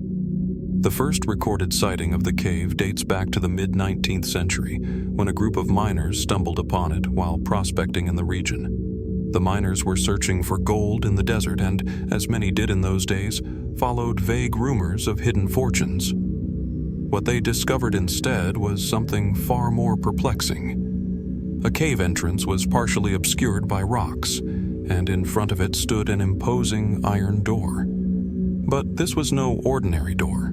It was intricately crafted, with markings and symbols that seemed foreign and ancient. The miners, intrigued by the door's strange appearance, made several attempts to pry it open, but despite their best efforts, they found the door immovable. Some of them claimed they heard odd noises coming from behind it, echoes of something alive or perhaps something long dead. The men grew unsettled and, after a few days of trying, they abandoned the site entirely, leaving the cave behind. It wasn't until years later, in the early 1900s, that another group of adventurers would return to Iron Door Cave, this time hoping to solve the mystery of its contents. This group, led by a seasoned prospector named Thomas Larkin, was far more determined than the previous miners. Larkin, known for his unwavering pursuit of treasure, had heard whispers of riches buried deep within the cave. Treasures said to belong to a lost expedition, a long-forgotten group that had ventured into the desert in search of fortune, only to disappear without a trace.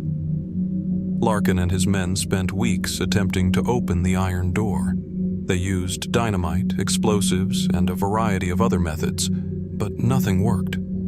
The door remained intact, its secrets sealed within. Yet, during their attempts, they discovered something unsettling.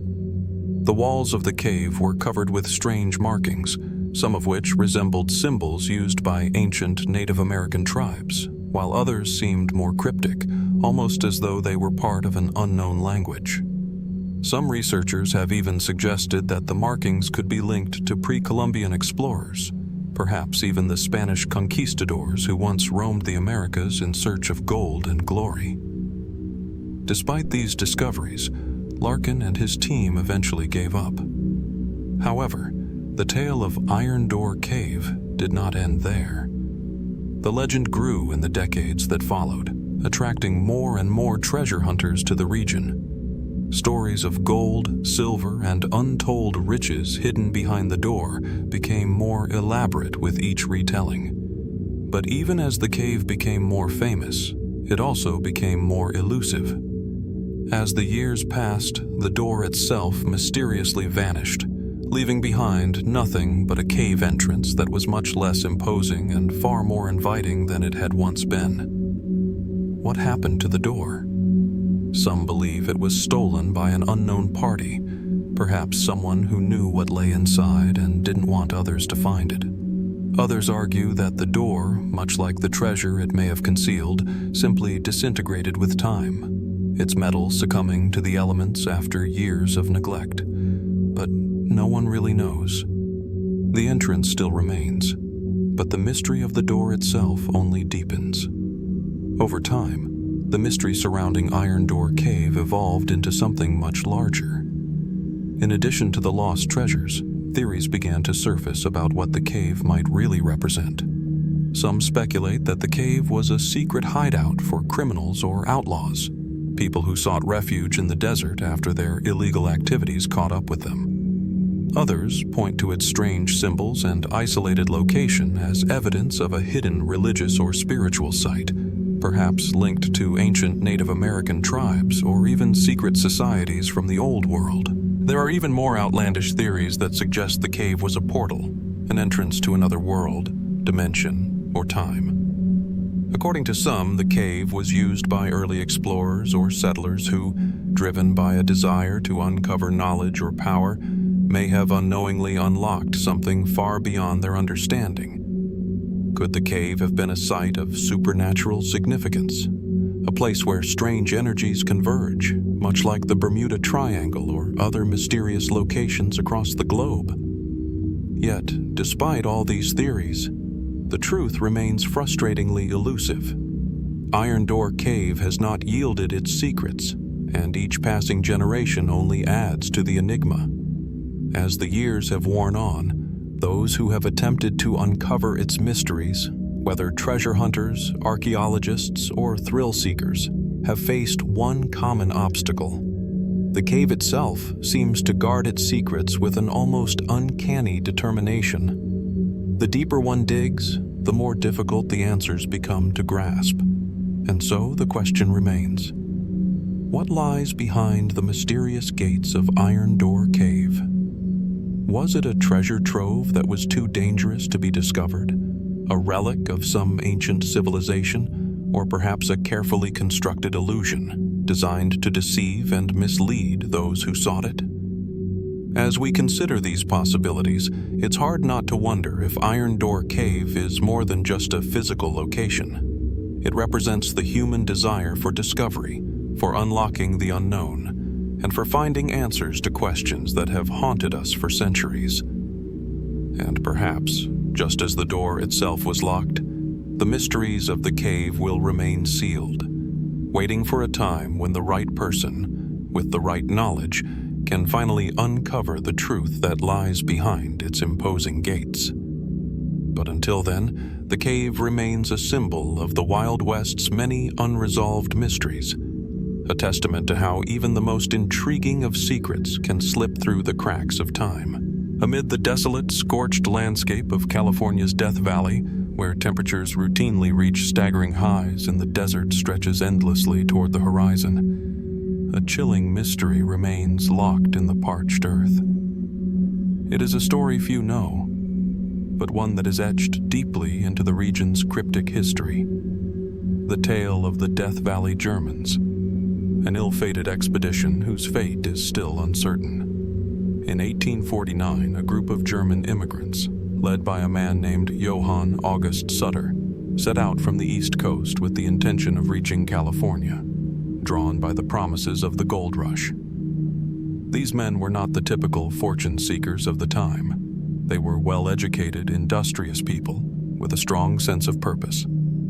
They were, however, unprepared for the unforgiving, barren landscape they were about to enter. Unlike many of the other expeditions that were documented during the gold rush era, the Death Valley Germans were not seeking riches in the traditional sense. They were looking to establish a new life, building a community, a safe haven in a land that seemed promising, but in truth was anything but welcoming. There is little known about the specifics of their intentions, but historical records suggest that they were trying to cross the Mojave Desert and the forbidding Death Valley to reach the fertile lands of California's coast. The trail that these men followed would eventually lead them into what we now call the Death Valley, one of the hottest and most inhospitable places on Earth. Their trek into the valley was doomed from the start. By the time the group made its way into the desert, they were already in trouble. Supplies had dwindled, and the harsh conditions, blistering heat by day, freezing cold by night, began to take their toll. A few days in, some of the group became ill, weakened by dehydration and hunger. Still, they pressed on, unaware of the true extent of the challenges ahead. The last confirmed sighting of the Germans occurred near the aptly named Furnace Creek, a place where the heat is said to feel like an open furnace. Some of the men reported having seen a well, a mirage, or perhaps an actual oasis on the horizon, leading them to push forward, despite the physical and mental toll of their journey. They believed that salvation was near, yet soon after, the trail went cold. Theories abound about what happened to the group after that point. Did they perish from exposure? Were they overcome by the unforgiving desert? Or is something more sinister at play, something that may have been obscured by time and nature?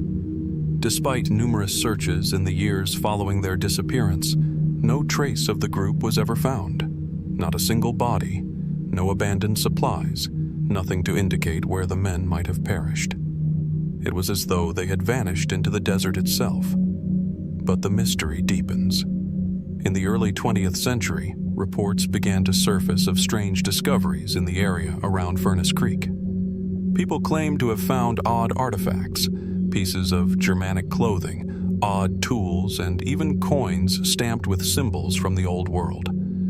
It's as though the very remnants of the Germans' expedition were buried by the sand, waiting to be rediscovered. One of the most intriguing pieces of evidence that surfaced was a peculiar journal. According to some reports, a hiker discovered a leather-bound book in the mid-1930s near a cliffside in Death Valley. The journal's entries were said to describe the Germans' grim march through the valley, their increasing desperation, and strange visions of figures lurking just beyond the horizon. The journal ended abruptly, the final pages stained with what appeared to be blood, leading some to wonder, did the expedition members meet a violent end, or had they simply succumbed to the cruel environment? As we venture further into the mystery, we begin to encounter even more speculative theories. Some believe the Germans may have stumbled upon an unknown, hidden oasis, a secret refuge buried within the vast desert that was only accessible through cryptic, almost impossible to interpret paths. This oasis, they say, could have been a forgotten relic from an earlier time, perhaps left behind by ancient explorers or an indigenous culture who had long since vanished. Did the Germans find something that no one was meant to know about? Something that caused their disappearance? Others point to the possibility of foul play. Did a group of outsiders or Native American tribes living in the region come into conflict with the Germans? Could there have been violence between the two groups, one struggling to survive in a hostile land, the other fighting to protect their territory? With tensions running high in such a perilous setting, it's easy to imagine that the expedition may have met its end at the hands of others seeking to guard the secrets of the desert. Even more extraordinary theories suggest that the Germans' disappearance may have been tied to something far more unusual. The involvement of hidden treasures, or perhaps even a lost civilization buried deep within the desert. Some have speculated that the Germans discovered an ancient hidden city, one that held riches beyond imagination. But could this be more than just a myth? Did their discovery of the lost city mark their doom as they became trapped in a desert cursed by the very forces they had sought to unlock?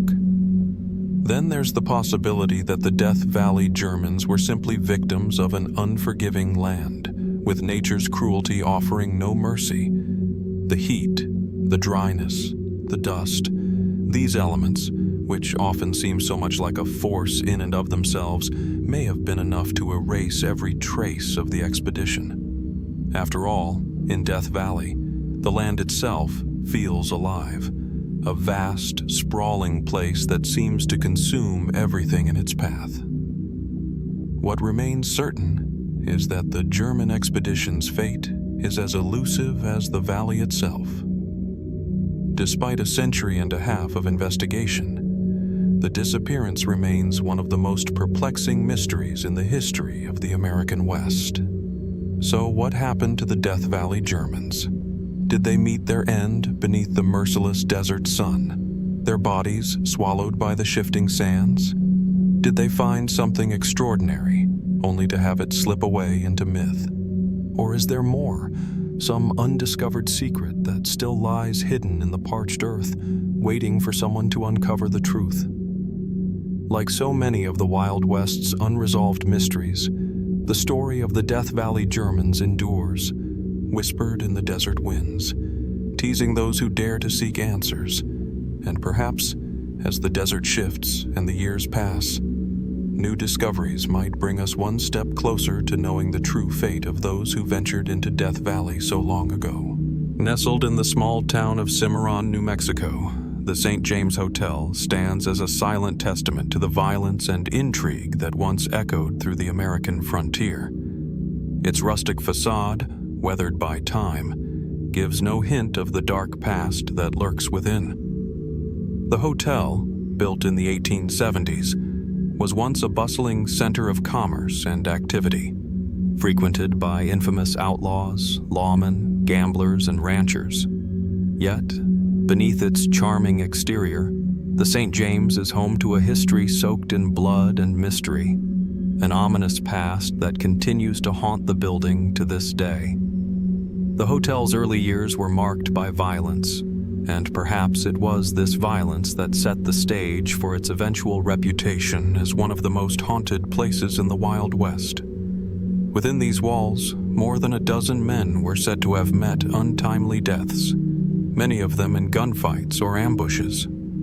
The most infamous of these deaths occurred in the late 1800s, when a series of high-profile altercations and murders left their mark on the hotel's history as well as its walls. One of the most notorious incidents at the St. James took place in 1872, when a gambler named David McCandless was killed by a man named James Jim Courtwright, a well-known figure in the world of frontier justice.